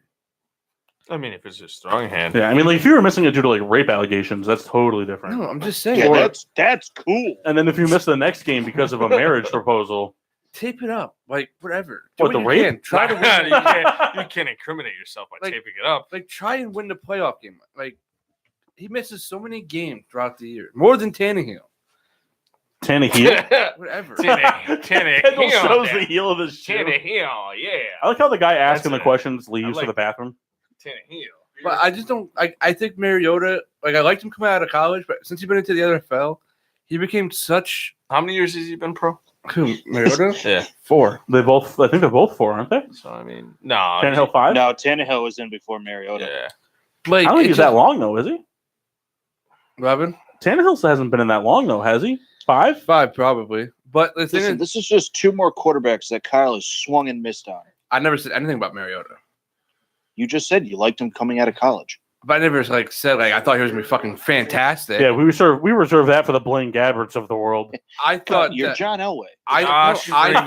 This motherfucker like Josh Freeman, though. He has a Josh Freeman jersey. wanted the orange blunt jersey, but I couldn't get it. What? At the time, I was looking for an orange LeGarrette blunt jersey. You know, that one-dimensional running back. He won championships. Power back. He's a power back. Sorry, I just had to sit down. Jeff, the other night we made a list of quarterbacks that Kyle said were guaranteed to be great, and they all are terrible. Well, Ryan Tannehill to have Sucks. his back just a little bit. His last name is Hill. Tannehill. Whatever. Well, it's a big difference. You're adding 2 vowels and subtracting. He was a tight consonant. end until his senior year. Exactly. So he's not a good quarterback. Better than fucking Mariota right now. Actually, Tannehill's been in the league for a while now. Tannehill is not better than Mariota. What had Mariota right now. done? Kyle, there was a time where you said he was a top 10 quarterback. What has Mariota done? What has in the Tannehill NFL? done? Kyle, when was the last time Tannehill was in the playoffs? First of all, you can't blame that on him. Have you seen a team Why? around him? At least Tennessee has a good defense. When? Up last year, the year before that. Oh, Mark, I found a Jaeger bracelet at work and I'm wearing it. It's kind of girly, but it looks like it's got 2 balls hanging off of it. Tennessee has Nice. Tennessee has a lot of good games. They just when they get blown up, they get blown up. No, Okay. because they have like 2 or 3 games a year where they give up like 40 points. Other than that, they're giving up like 20 points. Hey, man. When has Tannehill been in the playoffs? All I'm saying is the Once. Saints gave up 40 points a game and won a Super Bowl in the same year. It's different. You have a better supporting cast. Who had they had Jarvis Landry? I get that, And he sucked with him. but he's not a great number 1. He was when he had Parker as the number 2. That was a pretty good combo. They just never got anything going because he was hurt. Parker never was really playing. I just said they never really got anything Well, going because he was hurt. Parker. Everybody was considering Parker as a bust until the last few games of last year. And they extended But they had Kenny Stills, my dude. Yeah, we talk about one dimension. Whoa. They had Julius Thomas. That guy was good on the Joey Thomas was only good as a Bronco. It was a blackjack joke, table. Kyle. Kenny Stills can only catch a deep ball. just like all of. Never mind. Say it. I was gonna say all of the current Steelers receiving core. Juju's did way more than that. And actually, we have a lot of slot guys, so I don't know what you're talking about. You got a lot of crap guys. It's okay. A lot of guys that are going to catch the ball. Drop the ball. They don't, though. Hmm. Who really dropped the ball out of those guys? Dog pound. You can say all you want. I still don't think they're going to be that good. Oh, they're gonna win that Kyle, division. of course you don't.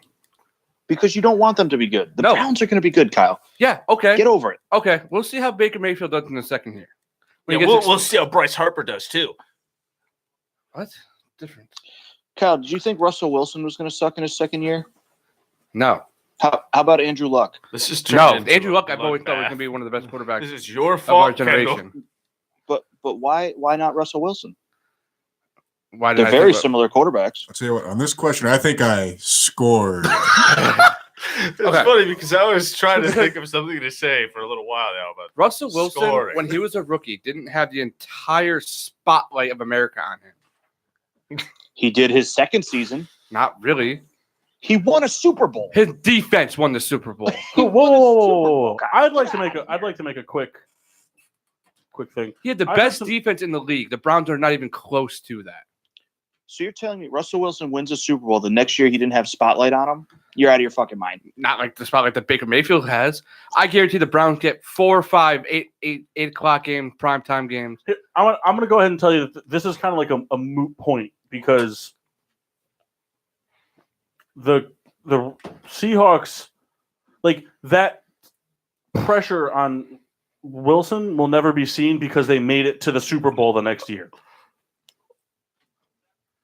But that's what I'm saying. All right, so He performed in his second season. right, but I'm saying, but like they beat the Broncos, and then the next year they went and lost to the Patriots, but they still went to the big dance.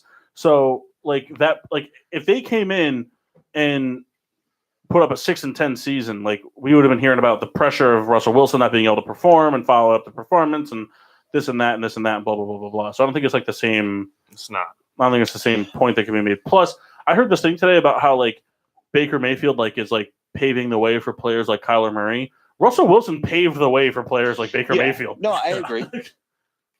I mean, don't get me wrong. I hate that chalupa looking fuck, but he's a good player. He looks like a chalupa. If he was a fast food item, he'd be a chalupa. I agree.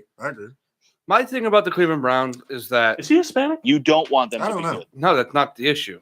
That out of Exactly. all the other teams, I'd rather have them be good. But it's not the point. The point is that you can have all the star-studded talent in the world, doesn't mean your team's going to be good. You see all the talent on paper, you think it's going to be clicking right away. That Philadelphia Eagle team a couple years back when they signed all that great talent, Nnamdi Asomugha, just that all that Hold on, talent. hold on. Nnamdi Asomugha is the best thing you can come up with when you're saying At the time, star-studded At talent. the time, he was the best defensive back in football. He was a ball hawk. At the time, he was ranked as the best defensive back in football. I don't know. As an Oakland Raider, yes, he was. I don't know if he was the best defensive. Then he got back in football. exposed. Not everybody can fit that scheme. You ever notice I think Kyle you're looking gets, at a Browns team that was good last year and just added Odell Beckham Jr. They also got And weaker on Kareem Hunt. defense. And defense. I mean, What'd you say? And Jarvis, weaker on and defense. Jarvis Landry. And the offensive line got weaker. How'd they get weaker on defense? They lost their safety. Okay. Okay, you added a 32-year-old Olivier Vernon, okay, who's going to be hurt because he's always hurt. Vernon's going to play well in that division. How? What do you mean, how? Because the offensive lines in the AFC North are better than the NFC East. Let me ask you a question. Did any NFC North Big team, time. did any AFC North team besides the Steelers, any moves that any of them made good? Yeah. What? Earl Thomas to the Ravens was a good move. No. That is, I call bullshit. You said the day that happened that was a dumb move because he's always hurt and he's old. Is he getting too much money? Yeah, but did he fit their scheme? Yeah. You said he was always hurt and that he was old. Does he fit their scheme? Yes. No, not if he's not playing. But he fit their scheme. It doesn't I matter. think it was a big. But that doesn't matter if It does. No, it doesn't. I Ben think it's a fits the big deal. Steelers scheme. If Ben rips his ACL week 1, it doesn't matter if he fits the scheme. What does that even mean? It's totally different. No, but it doesn't matter. If a Well, player it's fits totally the different. scheme, it doesn't matter if they can't play. I want to stop you guys real quick. It's very funny. I have a question literally about this. Safeties, Tyrann Mathieu, Landon Collins, Earl Thomas. Which scheme does the safety fit best? Oh, I think Earl Thomas fits great on any team but the Ravens. Tyrann Mathieu to the Chiefs is the best one. No, Landon Collins to the Redskins.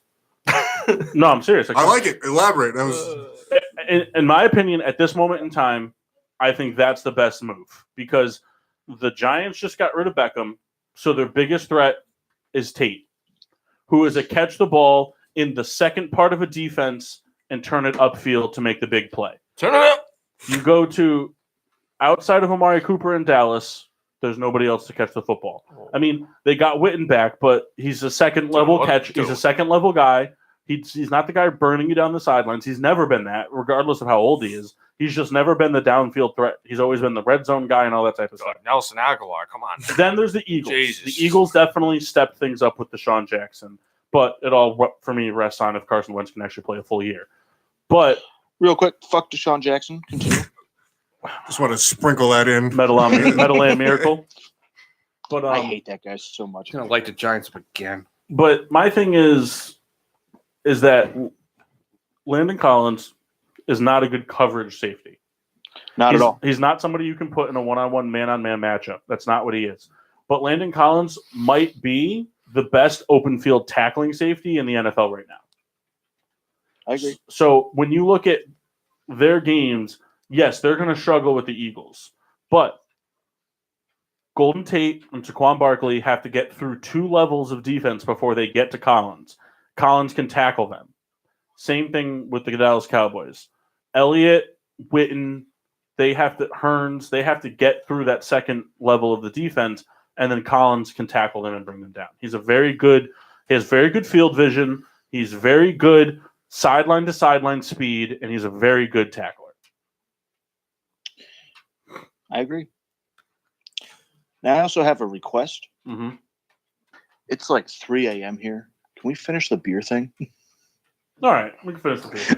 Ring the bell, ring the bell. Beer bracket break. All right, for the finals in the East, we have Dogfish 60-minute IPA versus Guinness. Dogfish IPA. Mm. I give it a Guinness. Guinness is just gonna win. Should we just say that now? I don't think it's going to win. I, too, say Guinness. Guinness won. All right, let my boys handle my light work for me, motherfucker. Guinness is gonna win the whole thing. So Well, that's not true.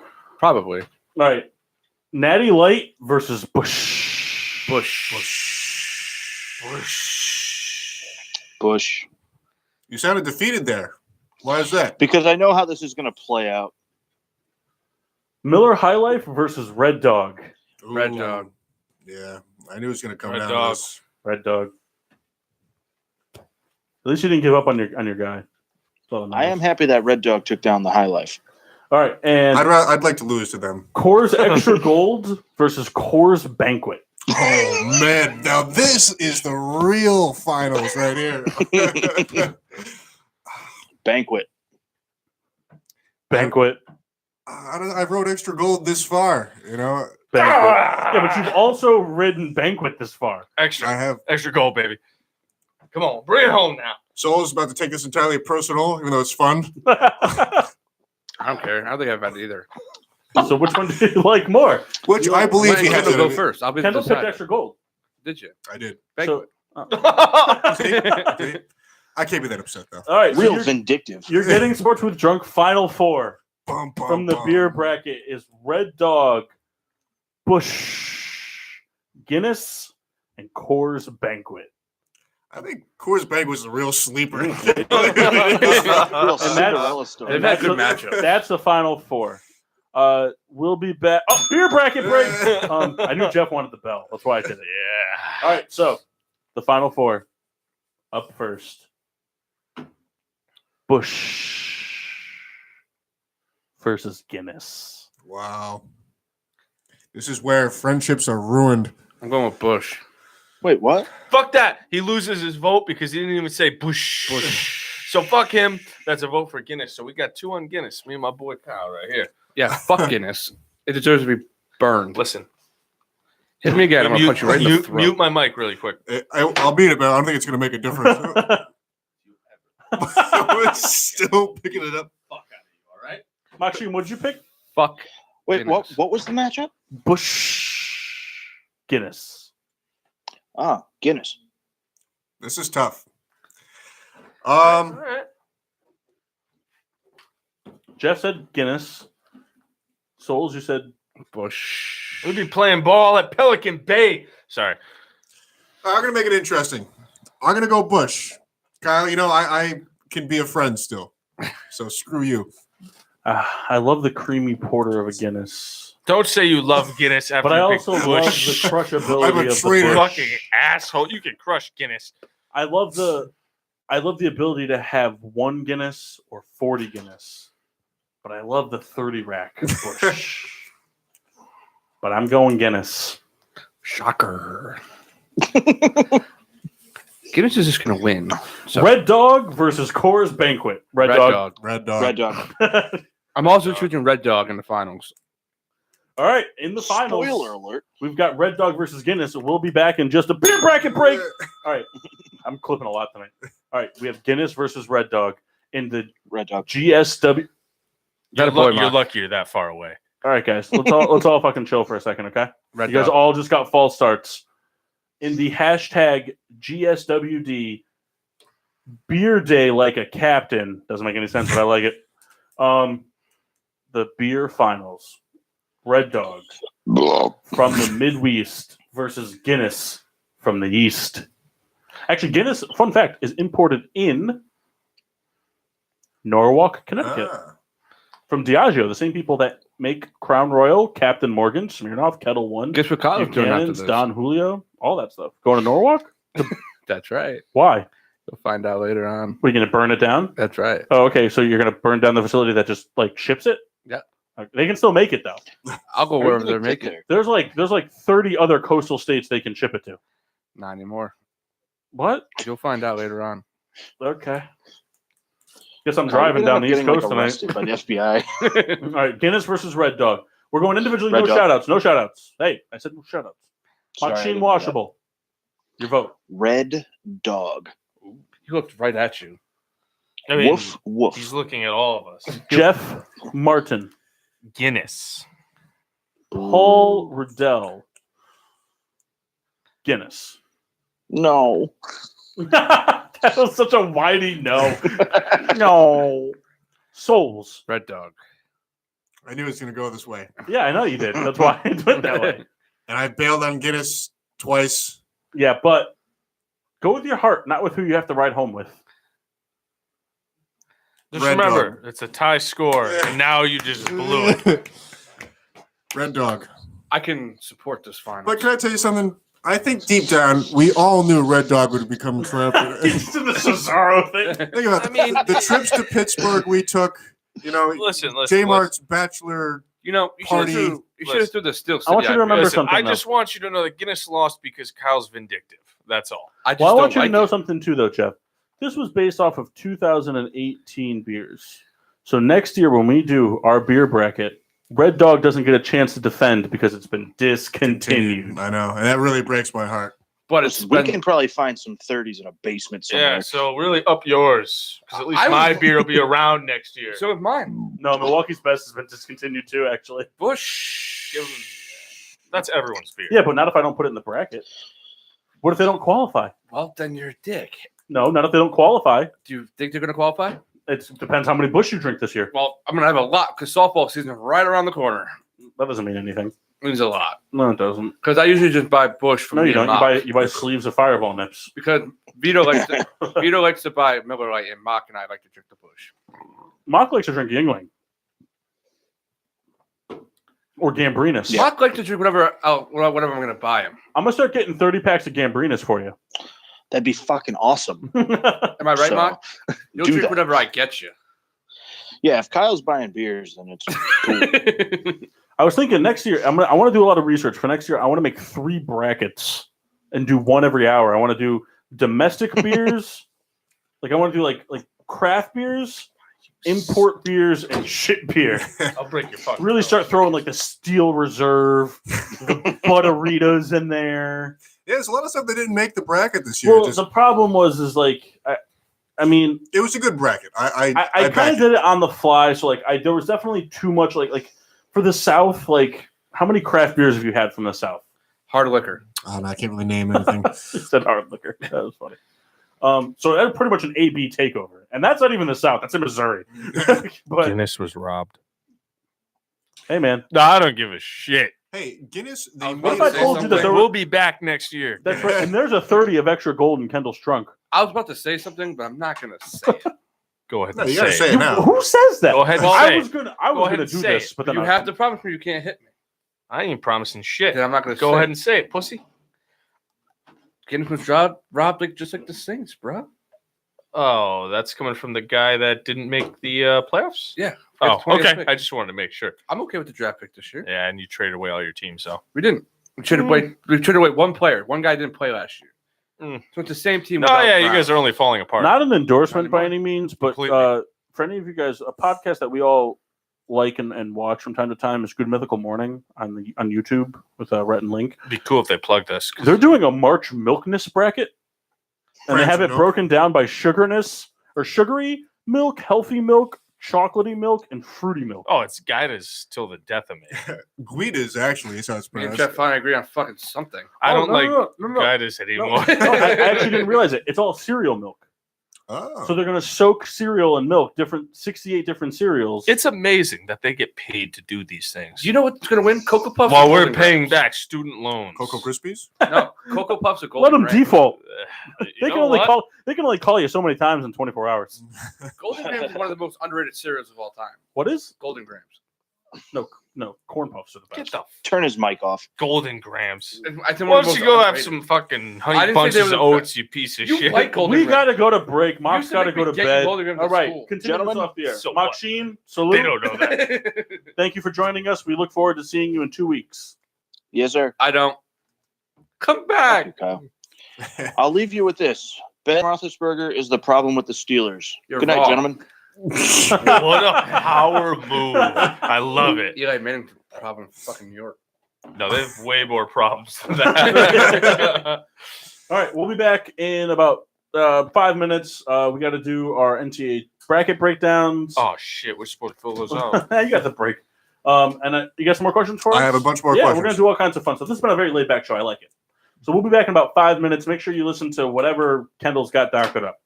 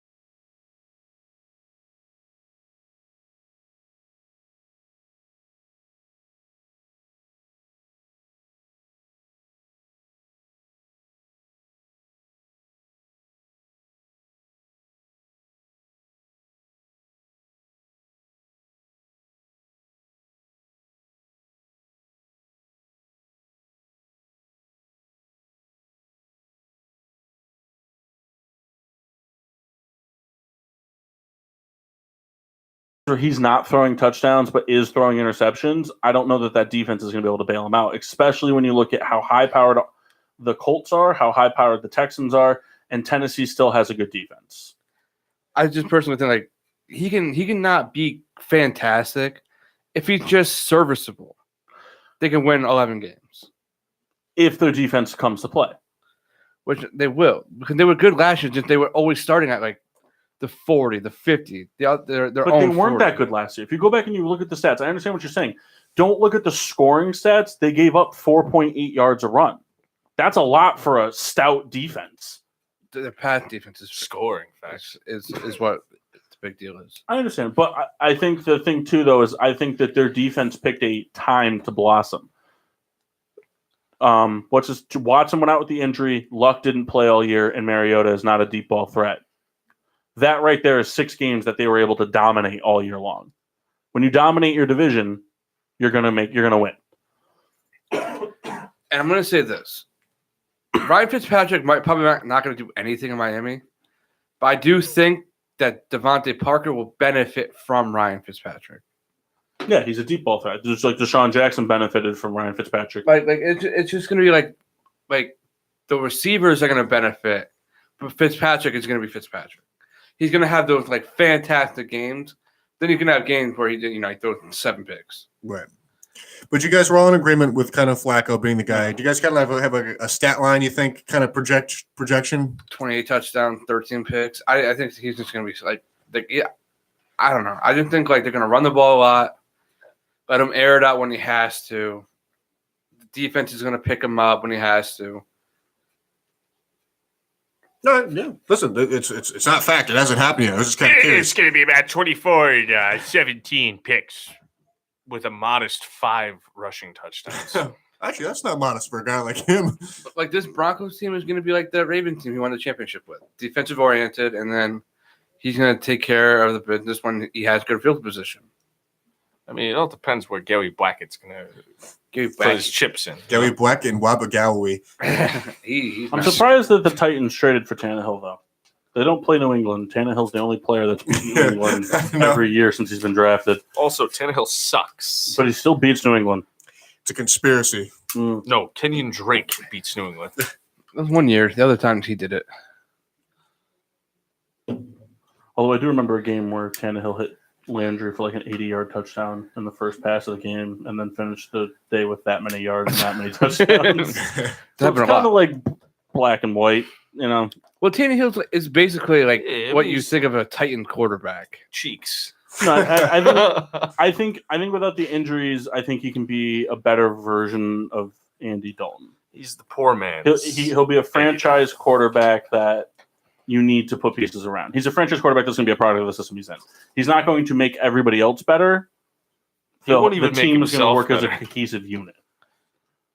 All right. What time do we got? 10:31. We got time for one more question. We got to get to our brackets and do all the closing business. All right. Pick the best question. Best question. All right. Do you like my hair? Are we going to? Are we going to the malls? What are you asking? You better. Never mind. All right. So, other than Le'Veon Bell, which running back, free agent or not, has the most to prove this coming year? Todd Gurley. Mark Ingram. Do you want to be a number 1 back? Or do you want to?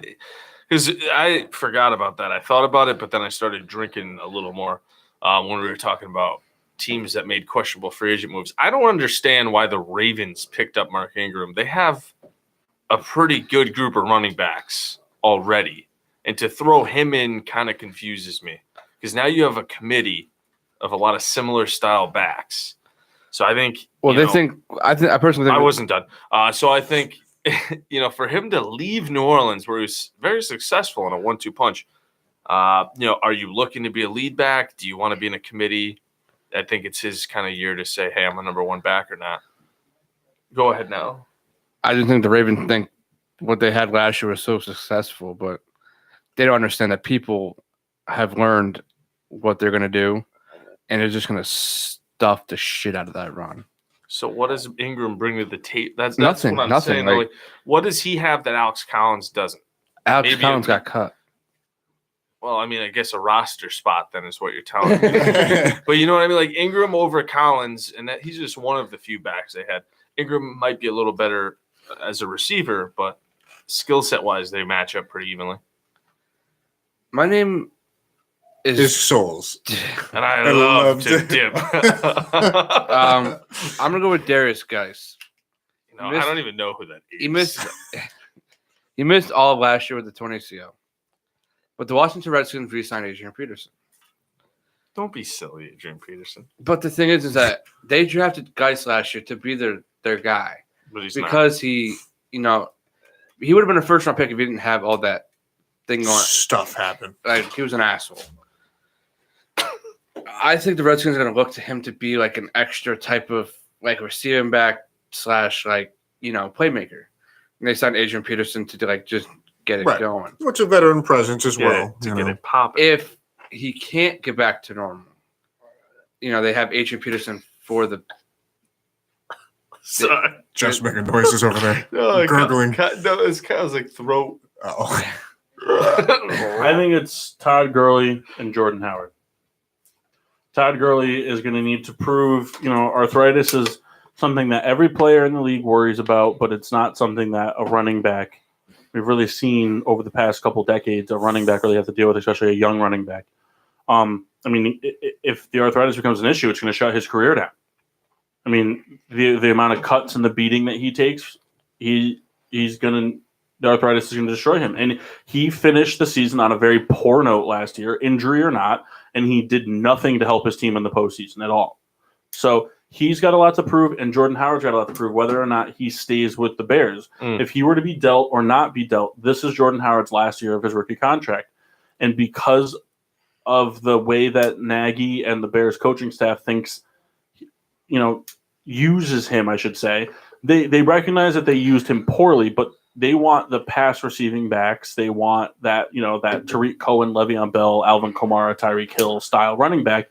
And Jordan Howard doesn't fit that bill. He's more of a Mark Ingram. He's a north-south runner that can catch the ball if you need him to, but he's not a route runner. It's not his initial instinct. So whether he's with the Bears or gets traded, he's going to need to show teams that he's worth the big money when free agency comes around. Because if he has a season like he did last year, teams are going to say, you were a guy that rushed for 1,000 yards twice, but you've been declining. So that's good enough reason for us to not give you the big money. So for Jordan Howard, if he wants the payday, he's going to need to show it. And I think we left out two big names. One being Peyton Hillis, the other being Cadillac Williams. Now, correct me if I'm wrong. Oh, and Willis McGahee. Don't forget Willis McGahee and Michael Turner. I'm going to put James Conner in this, too. I agree. He started off very good. He slowed down at the end of the year. He took he missed some time. For the Steelers to be successful this year, I truly believe they have to go back to the way they used to play. Ground and pound, waste the clock, don't let the defense in the field for too long. Just really play your style of play instead of airing it out all the time. Right. Well, they got no one to air it out to. That's not true. They have Eli Rogers, baby. They brought their offensive line back. Still got Hayward Bay. Yeah. Just kidding. They got some serious weapons on that offense. I don't care what you say. He's one of the best special teamers on the game. I think another one too. I think another. Hayward Bay. I think another one that can be mentioned too in that list is both Latavius Murray and Alvin Kamara. I mean, the only reason I say it is because if you get put in a 3rd and 2 situation, are you comfortable at not the Saints, but as an NFL fan, are you comfortable with either of them going up the middle to get 2 yards? Personally, I'm comfortable with Kamara doing anything. I think he can run up the middle, run to the side. I think you are comfortable. Yeah. I look at it, I look at a lot of teams like the Chicago Bears, for example. If the Saints are playing the Chicago Bears and it's a pivotal 3rd and 2, that's a very stout defensive line with very fast outside linebackers that seal the edge quick, and they know how to score. But just saying, like you look at teams like they're not going to be playing a lot of teams like that, but you look at a team like the Chicago Bears, a team like the Dallas Cowboys. They're going to be playing both those teams this year. Very stout offense or defensive lines that know how to block the gaps and have fast linebackers that can seal the outside. I think Kamara is a very quick reader, though, in my opinion. And he I understand that he's a scores. quick reader. I think like if he doesn't see the hole, he's going to bounce to the outside, and I don't think a lot of people can keep up with him. I don't think That's why I think he's capable. Okay, of doing I get you. Stop interrupting. I get you. I understand what you're saying. I don't think a Leonard Floyd or a Van Der Esch is going to be able to keep up with him if he has to chase him down in the open field. But Van Der Esch, Leonard, Roquan Smiths, Danny Trevathans, those types of linebackers, Sean Lees are very smart at reading offensive plays before they happen and know to get to the outside. Alvin Kamara might beat you once he gets around the edge, but if there's no edge to get around, he's not going to beat you physicality-wise. So for me, can these two running backs prove that the Saints still have a forceful run game, just run game, not receiving game out of the backfield, not stout running back, or not like dynamic running backs or whatever. Can they still put together a solid 4-minute offense on the ground with no power back? That's where it's tough because I've heard conflicting Because I don't care. I listen to a lot of like the Sirius NFL channel and all that stuff. I don't care what all the Saints fans are calling. Hill is not. He's a gadget guy. He's not gonna. He's not gonna be running 3rd and 2s up the middle. If it's 3rd and 2 and Hill's in, they're going to target it. There's no surprise. It's not going to work. The thing with Murray is he is sort of a power back, but I don't think he's a true power back, and that's where I kind of get questionable because I trusted Ingram every time it was 3rd and short. He's a power back in the sense that he hits the hole with absolute explosive mentality. But if he hits that hole at the same time that Danny Trevathan hits that hole, he's not beating Danny Trevathan. No. Danny Trevathan's not going to lose that Oklahoma drill. And that's where I liked Ingram because he had that factor that, I don't know, elusiveness or BC vision. But BC vision. But he wasn't, Ingram wasn't a power back either. He was a former Heisman winner. And that alone got him these first downs. Another name good for drafting those. Another name, Aaron Jones. I don't know. He showed so much promise last year. Aaron Jones. Then he got hurt. No, really. I Packers. Oh, yeah. Okay. He showed so much promise last year. He broke out a little bit. Then he got hurt. And then, Jamal Williams took over. It wasn't the same running attack. I think every running back in the NFL is replaceable. Has something to prove this season. Has stuff on the line for them, whether it's contract. Le'Veon Bell. Everybody, with the exception of Ezekiel Elliott, has something to prove. I don't think Elliott has anything to prove. He's coming into his 3rd year. He did the same damage back-to-back years. He improved his receiving game last year. He showed that with or without outside weapons that he was an absolute force to be reckoned with that could win games. The only reason I don't put Saquon Barkley in that category is because he's got to prove he can do it in back-to-back years. Elliott did that. You look at the other great running backs in the league. Quick question, though. Do you think he does it this year? It doesn't matter. Barkley? Yeah. He's going to do it based off of touches. You get a lot. He's going to get a lot of touches. He's going to be the number 1 pick in every fantasy league. He's also going to get a lot of receiving touches, too. Yeah. Which I think was the Giants' plan already. Yeah, but I think everybody has something to prove. Look at McCaffrey. McCaffrey did wonders last year with receiving the football. It resulted in a donut for his team in the postseason. They didn't even make it. And I understand Cam wasn't 100%, blah, blah, blah. But I understand that the issues with the Panthers are not McCaffrey's fault. It's beyond McCaffrey. McCaffrey's very good. But how can McCaffrey help that team become a better in between the tackle runners? Also blocker. Yeah, but I'm saying, running. I'm talking about running. Just running the football. He needs to be a better in between the tackles runner. Peyton Barber. You can go ahead and drink some of that. Just for bringing it up. But I think every running back in the NFL has something to prove, with the exception of Ezekiel Elliott, in my opinion. I agree with you. I just think Saquon Barkley's also in that category. I don't think so because he's a rookie. No, I get that, but I feel like he's that good, in my opinion. But what if Barkley comes out in 16 games and only rushes for 800 yards and has 250 yards receiving? That's not going to happen. It doesn't matter if it's going to happen. We've said commentators and analysts have said that for years about players, and it happens all the time. Nobody was saying that about Peyton Hillis. Nobody was saying that. And don't you dare say you were saying. Don't you dare say you were saying that about Peyton Hillis. Listen, I always I'm saying- believed in his longevity. But nobody was. But I'm saying nobody was saying that about Peyton Hillis, and it happened. No, I know what you're saying, but like in my personal opinion, I just believe Barkley is not the Ezekiel Elliott talent. Well, yeah, but I think Gurley's more talented than both of them. But he has something to prove. Barkley has something to prove, even if it's only being able to do it in a second consecutive year. Honestly, Elliott though, out of did it in the every back-to-back running back years. in the NFL, the most person to prove is Le'Veon Bell. He missed the whole year. He took significantly less money, I'm going to say significantly less money. 18 mil. He took $1 million less a year. But like, just like He took $1 million less a year. he wanted all that If- money. He He had to prove that he's worth You it. can't talk about the franchise tag. That you can't put that into the equation when you're talking about how much less money he No, the took. Steelers offered him 70. He got 52. You guys offered him $14.8 million a year. They offered him 70 million over 5 years. Yeah, and okay, but he made 50 over 4. Okay, I get. I know what you're So saying. you offered him 74 I still versus think he 6. has a lot to prove because he hasn't played in a year. No, I understand that, but I'm saying I honestly, don't I consider it a hate significant him. amount of money. Is that like bad? No. I don't like a player that's going to take a whole fucking year off just for a contract. Like, just the way I see it, like, yeah, I get it. Money's great. But you're a super talented running back, and you took a whole year off. Why? For a couple mil? Like, it's disrespectful to the sport. I'm traditional with that shit. So, to me, that's just How about fucking Melvin Gordon? ridiculous. Does he have a lot to prove? Every running back except for Ezekiel Elliott. I in think my mind, has something he's to prove. also in that category.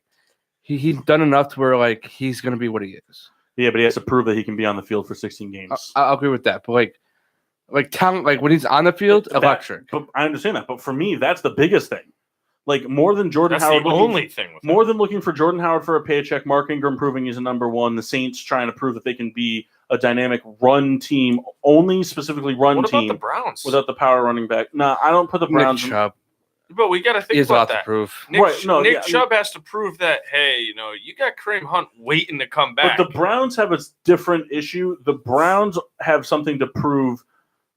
Hunt has to prove that he can come back strong from all this bullshit. Not bullshit, you know what I mean? From all this. And also like a year and a distraction. half. And Chubb has to prove that he can be the number one over Hunt. Their drive for proving something is within their organization versus within the league.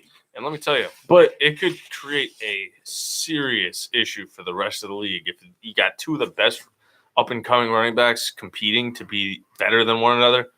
I mean, I know you don't think so, but the Browns seriously look like a team to be afraid of. I think everything the Browns did this offseason is going to prevent Mayfield from having a statistical sophomore slump.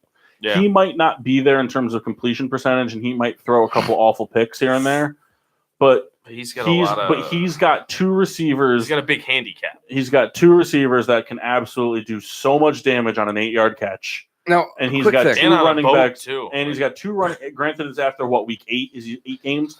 After week 8, he's got two running backs that can absolutely do a lot of damage from getting the ball handed off or receiving it out of the backfield. Now, off topic just a little bit.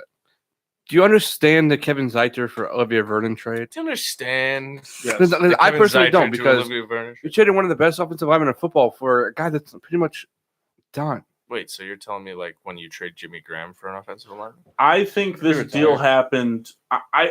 The thing is we look at it as fans, as spectators of the sport, and amateur analysis. We look at it from a standpoint that this offensive lineman for like this great offensive lineman for good old linebacker trade They also give up a pick. happened before the Odell trade.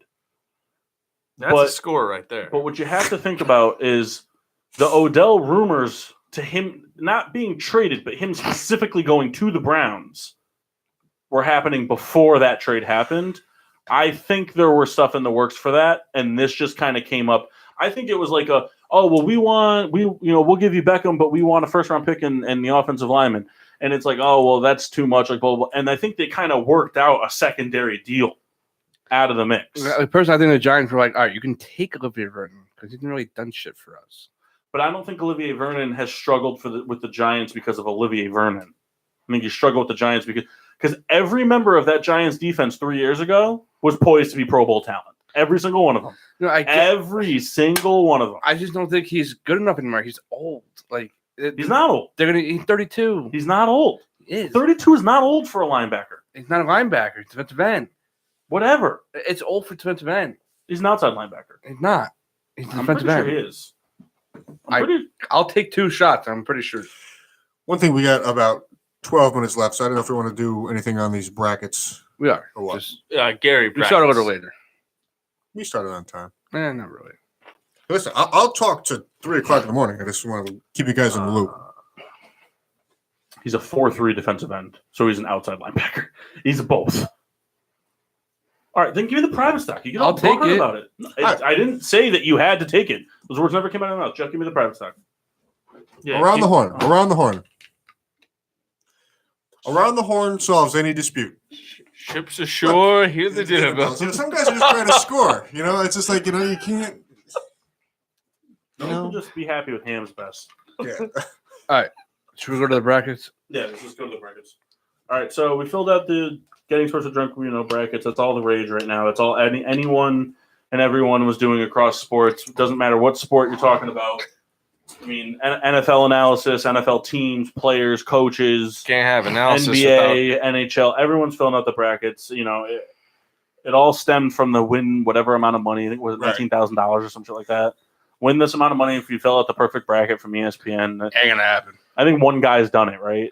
I don't think it's that. No, somebody did it. Somebody did it like 5 or 6 years ago. It was the Warren Buffett thing. I think he was the guy who Yeah. said, Yeah, somebody filled one out correctly. I don't remember who and I don't remember when, but Second around the horn. Everyone likes to do it. To fill out the brackets. I don't do the one on ESPN. I don't even know if is it free. Yeah. I don't particularly care for it. The ESPN one brackets. is free. It's very quick to do. What are you, a spokesperson? Well, no, because I was talking to Paul about this earlier, to put all of ours in it so we don't have to do the scoring ourselves. You literally just, it's the most simplest thing in the world. You heard it there. The most simplest thing in the world. So Simpler we're than. going to basically do it where it's going to be simple scoring. You get a point. You get a point if the team you pick to win wins. So, for example, in the Midwest, your 1 seed versus your 16 seed is North Carolina versus Iona, and your 8 versus your 9 is Utah State versus Washington. If you pick North Carolina and Utah State to win, and they both lose, whatever you've got going on for those teams, the rest of the brackets is a wash. You've lost those points. Right. You can't win. It's just going to be simple scoring. It's not going to be a high-scoring affair, but that's not the point of it. It's a basic – you got the team that's winning right. This is pretty much for you to get really pissed off on Thursday. That's what it's all about. I mean, that's the whole thing. And even more so Friday. So it starts. No, it's on Thursday. No, it starts Wednesday, technically. Well, the first Wednesday. games are Thursday night. Wednesday. Thursday during the day. Wednesday. Like the 1 through. Actually, the first game starts tomorrow. Wednesday and Thursday are the 2 11 No, seed first game starts tomorrow. I don't think so. Yeah, I honestly, I'm being serious. The I didn't say you were joking. the first game. All right, whatever. So it Tomorrow. starts Thursday. It doesn't matter. We're not going to get into an argument about it. But anyway, regardless of the fact that everyone's bracket's fucked up by the first day. Last year, Loyola Chicago fucked everyone over the first day. yeah. I think it was something like 98% of all brackets were fucked after Immediately. Right. Old Dominion this year. that. I picked Old Dominion to win some games. I got them winning it all. No, you don't. No, I don't. But they're So they're going to win this. too. If anybody wants to talk about some outstanding upsets they have, or you want to mention your finals, just kind of go through. Everyone just pick. We'll start with Jeff. So Jeff, if you got any outstanding upsets you want to talk about, or do you want to just talk about who you got going to the Final Four? So my upset is not just Old Dominion taking Purdue down. No, that's it. So that's my upset. I forgot I have Tennessee winning it all, so they're not gonna lose to Old Dominion.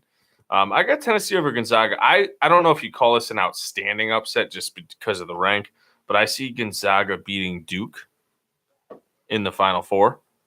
And only because Duke is so good on paper and they should win everything, but they won't because that's how this sport goes. Yeah, I can agree with that. I also have Old Dominion beating Purdue.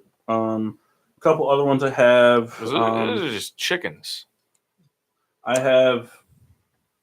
I'm trying to think. I had another one too. I mean, I have a lot of the 9 seeds beating the 8 seeds and stuff like that. I have Murray State beating Marquette. I also have who else did I pick? That's another one that was an upset too. Oh, I have Florida beating Nevada. I mean, it's a 10 versus a 7, so it's not a big upset, but I think Florida can get that done. And then from there, as we move through it, I actually have Florida beating Michigan. Now that's a hone now. But my Final Four is Duke, Texas Tech, Villanova, North Carolina, and I have North Carolina winning it all against Duke. Yo, imagine if Colgate beat Tennessee. Not gonna happen. What do you mean, Imagine dude? if Colgate went up against Prairie. Imagine if Colgate went up against Aquafresh. They did. They beat them every Come on, year. no. That's good. What I don't know that shit. Um, That's good, and you know it. Oh, I liked it. I think a lot of people have I would Murray like Arm & Hammer State more. winning.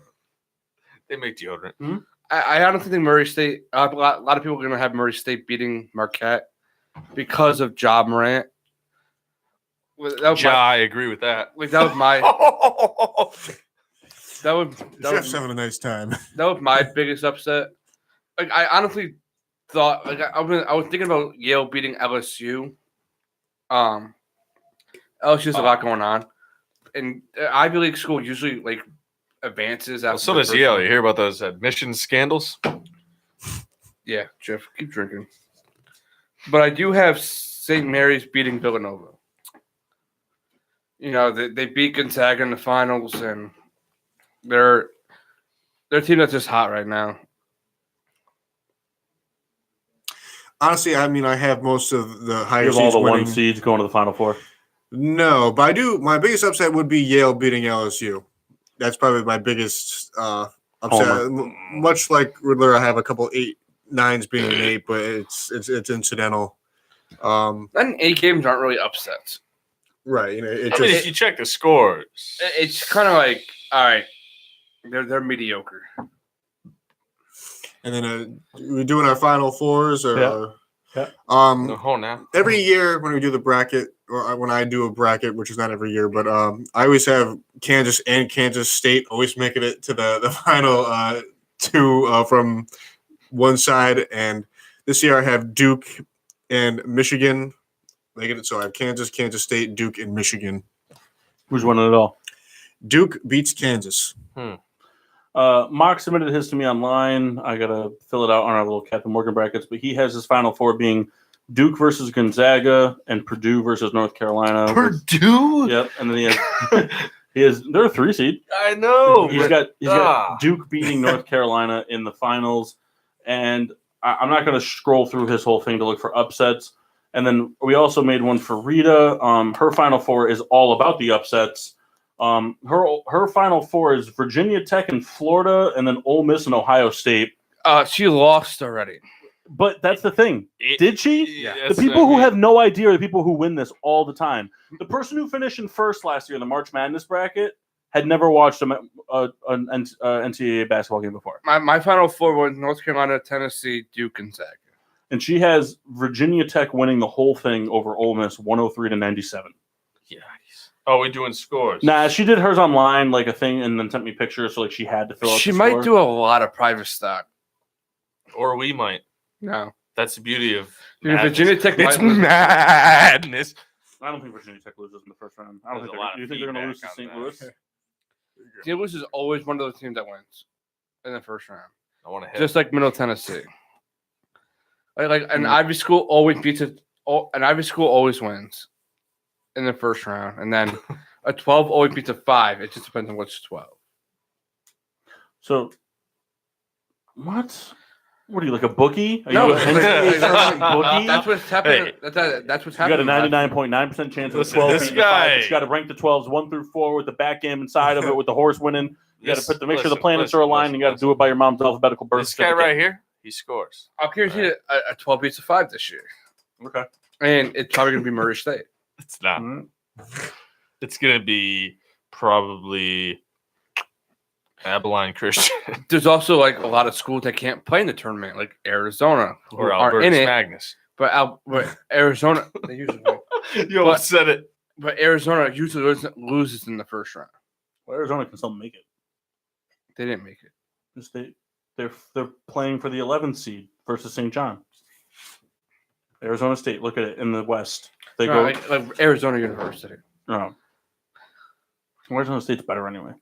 Yeah. Yeah. Whatever. This year. I'll take this. All right. Beers. We'll lead it off right there. Yes. Well, from Harpoon, the Irish cream stout from Crab. Poon. Sorry. From kind of, I guess it would be Massachusetts, that region, 8%. Boston, Mass. And actually, I brought a 4-pack. Riddler suggested it, and I thought it was perfect for the St. Patrick's Day type show. I thought you didn't like St. Patrick's Day. Well, I don't, but to match the time of year anyway. Actually, I'll explain in a second. What was that? Oh. 8% color. I put dark brown, black. We don't care what you put. Chocolatey coffee notes. we really don't give a very shit. similar flavor. Get on to with those. I know. I just had very high God. expectations just of the beer I bought. I buy like a month at a time. This was the beer I was most excited about, and it kind of let me down. It was good. Definitely, the Jameson notes were there, but I guess I don't know what I was expecting. I gave it 2 stars. Probably more Poon. Exactly, and 2 stars, and You're I'd trying say to score doubtful. some more Poon. I get it. And I finished up today with a Guinness Blonde. I've reviewed the beer before. My feelings are that it's not that good, but we have 2 more. You know what's really insulting is that he was the final vote for Red Dog and then finished with a Guinness. Yeah. No, I know. He's that's the Scottish Even guy if it was a for you. blonde. That's a It's a Guinness, but I just had the fridge. They gotta get drank. No one's gonna drink it but me. That's true. He's right. Stools? I had 2 juicy. I thought it would get Jeff going again. He forgot about Love it. it. It was very juicy. Yeah. What? No, I'm glad it's you. I know you love the beer, man.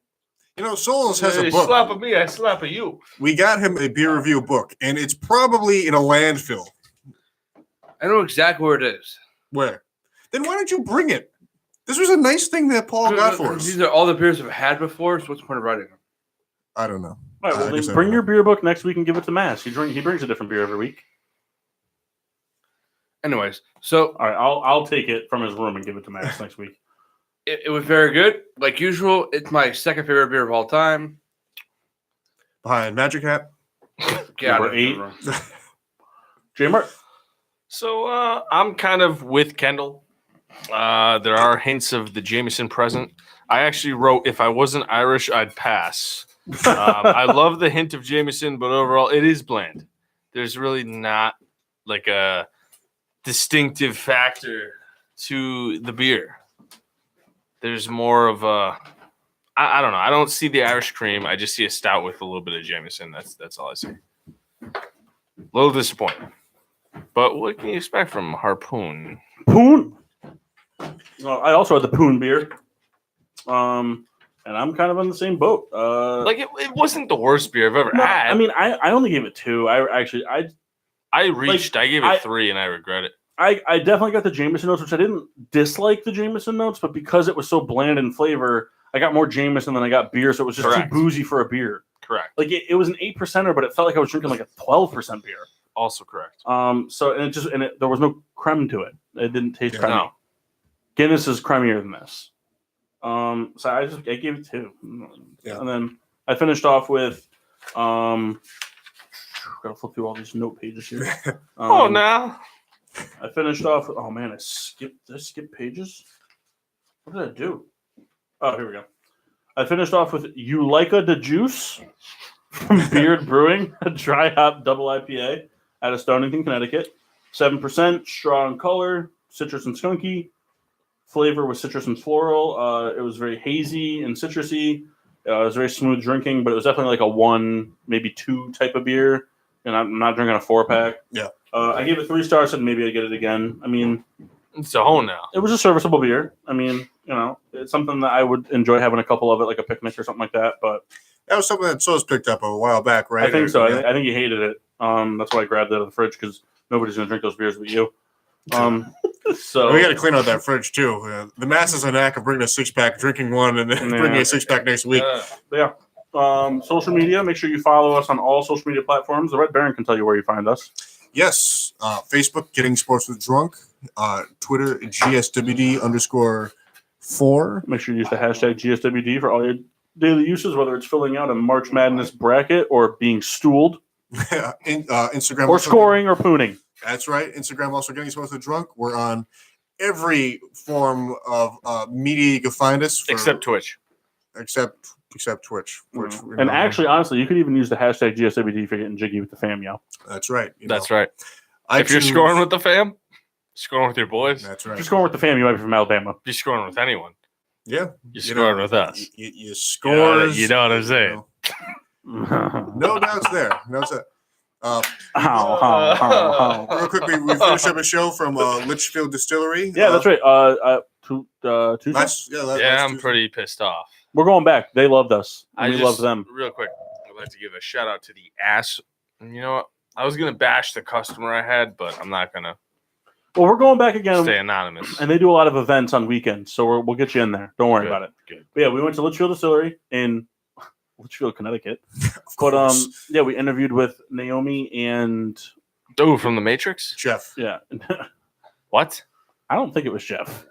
It definitely wasn't Jeff. Yeah, it wasn't Jeff. I think Dave. I think it was Dave too. I don't know. I was about to say Dave, and he's like Jeff. I'm like, I don't think so. It better not be. Nah, it was Dave. Jeff. I know I haven't been on a show for a while, but there's only one fucking Jeff.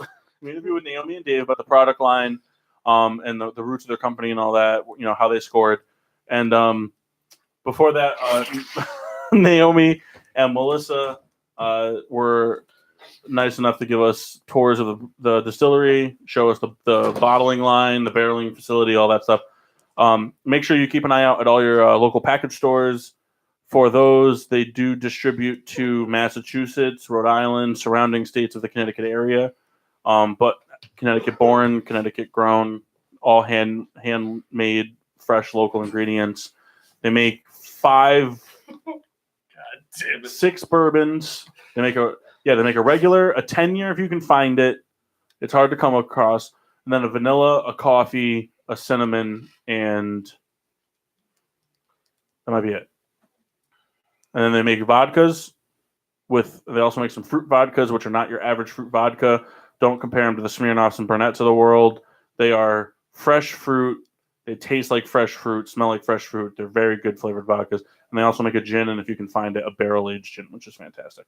So keep an eye out all your local package stores and bars for Litchfield Distillery products. We highly recommend you try them. You will not ever try anything else. Very good syrup too. Remember that syrup? Yeah. Oh, maple. That was the other bourbon. Maple. Forever. Yeah, they make maple. So keep an eye out for all those things. And then keep an ear out, I should say, for the Litchfield show that'll be coming through on the PPRN radio network sometime in the near future. Make sure to tune into the Peter Pino show on Tuesdays and Wednesdays from 7:30ish to 10:30ish. He's always got interesting guests on, musical talents. I'm on tomorrow. Yep, the Red Baron will be on tomorrow. I think just me. Huh? I think it's just me. I might be on. I'm not sure. I got to work some things out. Well, if Paul's on, I'm more than likely on. Nope, he's uninvited. At capacity. Sorry. You have to be able to score to get in here. Nothing from J-Mart. Wow. Lifts the head up slowly. But we'll be back next week from 8-ish. Yep, 8-ish to 11-ish. Hopefully J-Mart's able to join us. I know it's a hectic industry. If people just stop buying Kias, yep. I'll make less money, but hopefully the Mass will be able to join us. Maksim Watchable will still be MIA in the Czech Republic doing his hero duties. He's currently, on March 31st. Well, he's making drinkable water for the third world country that he's in. He's teaching children how to read and speak English. He's converting them to a democracy. He's a hero. You've heard the stories before. Pulling people from burning buildings, helping ambulances that have broken down, things like that. Mach is a hero, and he's doing nothing short of heroism work in the Czech Republic right now. So on March 31st, me, Paul, and Red Baron will be heading to Philadelphia. Must be nice. I'll be at work. Thanks. Why do you use his nickname and then just call me by my name? Because you have a better name than Red Baron. What's wrong with Riddler? I like Paul better. Well, you know what? I'm gonna sell like 4 cars that Also, day, on April and then 6th, go to me, Scores. J Mart, the Riddler, Yeah, and Red Baron will be Backing heading to out. Philadelphia again. backing out. I'm going to Scores. That's right. Um, We're gonna go see a hot contested opening weekend. At Phillies, Scores. Phillies versus Braves, and the Phillies versus Twins. and then the Phillies versus the Twins. Listen, I bought the tickets because I really wanted to go on opening day, but I couldn't. I wasn't able to. I could have, but my birthday, actual day, actually worked out better for all of us. Shut up. And then the other weekend, I wanted to bring Dick. I wanted to bring J Mart to the other weekend. So Dick, Paul's driving. Yo, who's driving in April? no, he said if you see, Look, if I'll you read drive, this, but you guys got to pay for gas. I'm not paying for shit. I just bought. all No. the tickets. It's I like, think I so get should- 11 miles per gallon. You're paying for gas. I think- We'll work no, it we'll out. upgrade that to the Jeep at 13 miles per gallon. Well, As long as we don't take any fucking trips to Scranton. Bob I might got be captains. making a donation to the vehicle, but we don't know that. No, You might fuck be making a that. donation of the I vehicle. won't drive in that thing with the star on it. All right, we got to go. We'll be back next week. We'll give some bracket updates, some more topics to talk about and whatnot. Drink It's gonna be kind of a laid back show again. These Well, are fun next when we do week, these. on Thursday, make sure if you want to wake up at 5:35 in the morning, the A's and the Mariners will be on in Japan. No one cares. Ichiro playing his last 2 games. I care. I might wake up. So A's and Mariners. I mean At that. Scores. I mean that 100%. First time ever in Japan. Scores. Ichiro You going to playing. Scores. I'm there. I got Yeah, a steak Ichiro's playing his last 2 games. cooking for me. and whatnot. Yep. Couple of But bone we'll be back next week. We'll do some Ribeyes. bracket updates. The tournament will not be over by then, but there'll definitely be upsets that have been had over the weekend. And Old Dominion, baby. yep, make sure you go to Scores, support local business. You're gonna want to make sure you go out and try the Poon beer that we had tonight on the show. You can get it at Scores too Yep. for 150. And somewhere out there, you can still find 24 packs of Ham's Best. And until then, I'm your hostess, Cupcake the Riddler. I'm Milwaukee. Stools. He's laughing. And I'm the Red Baron.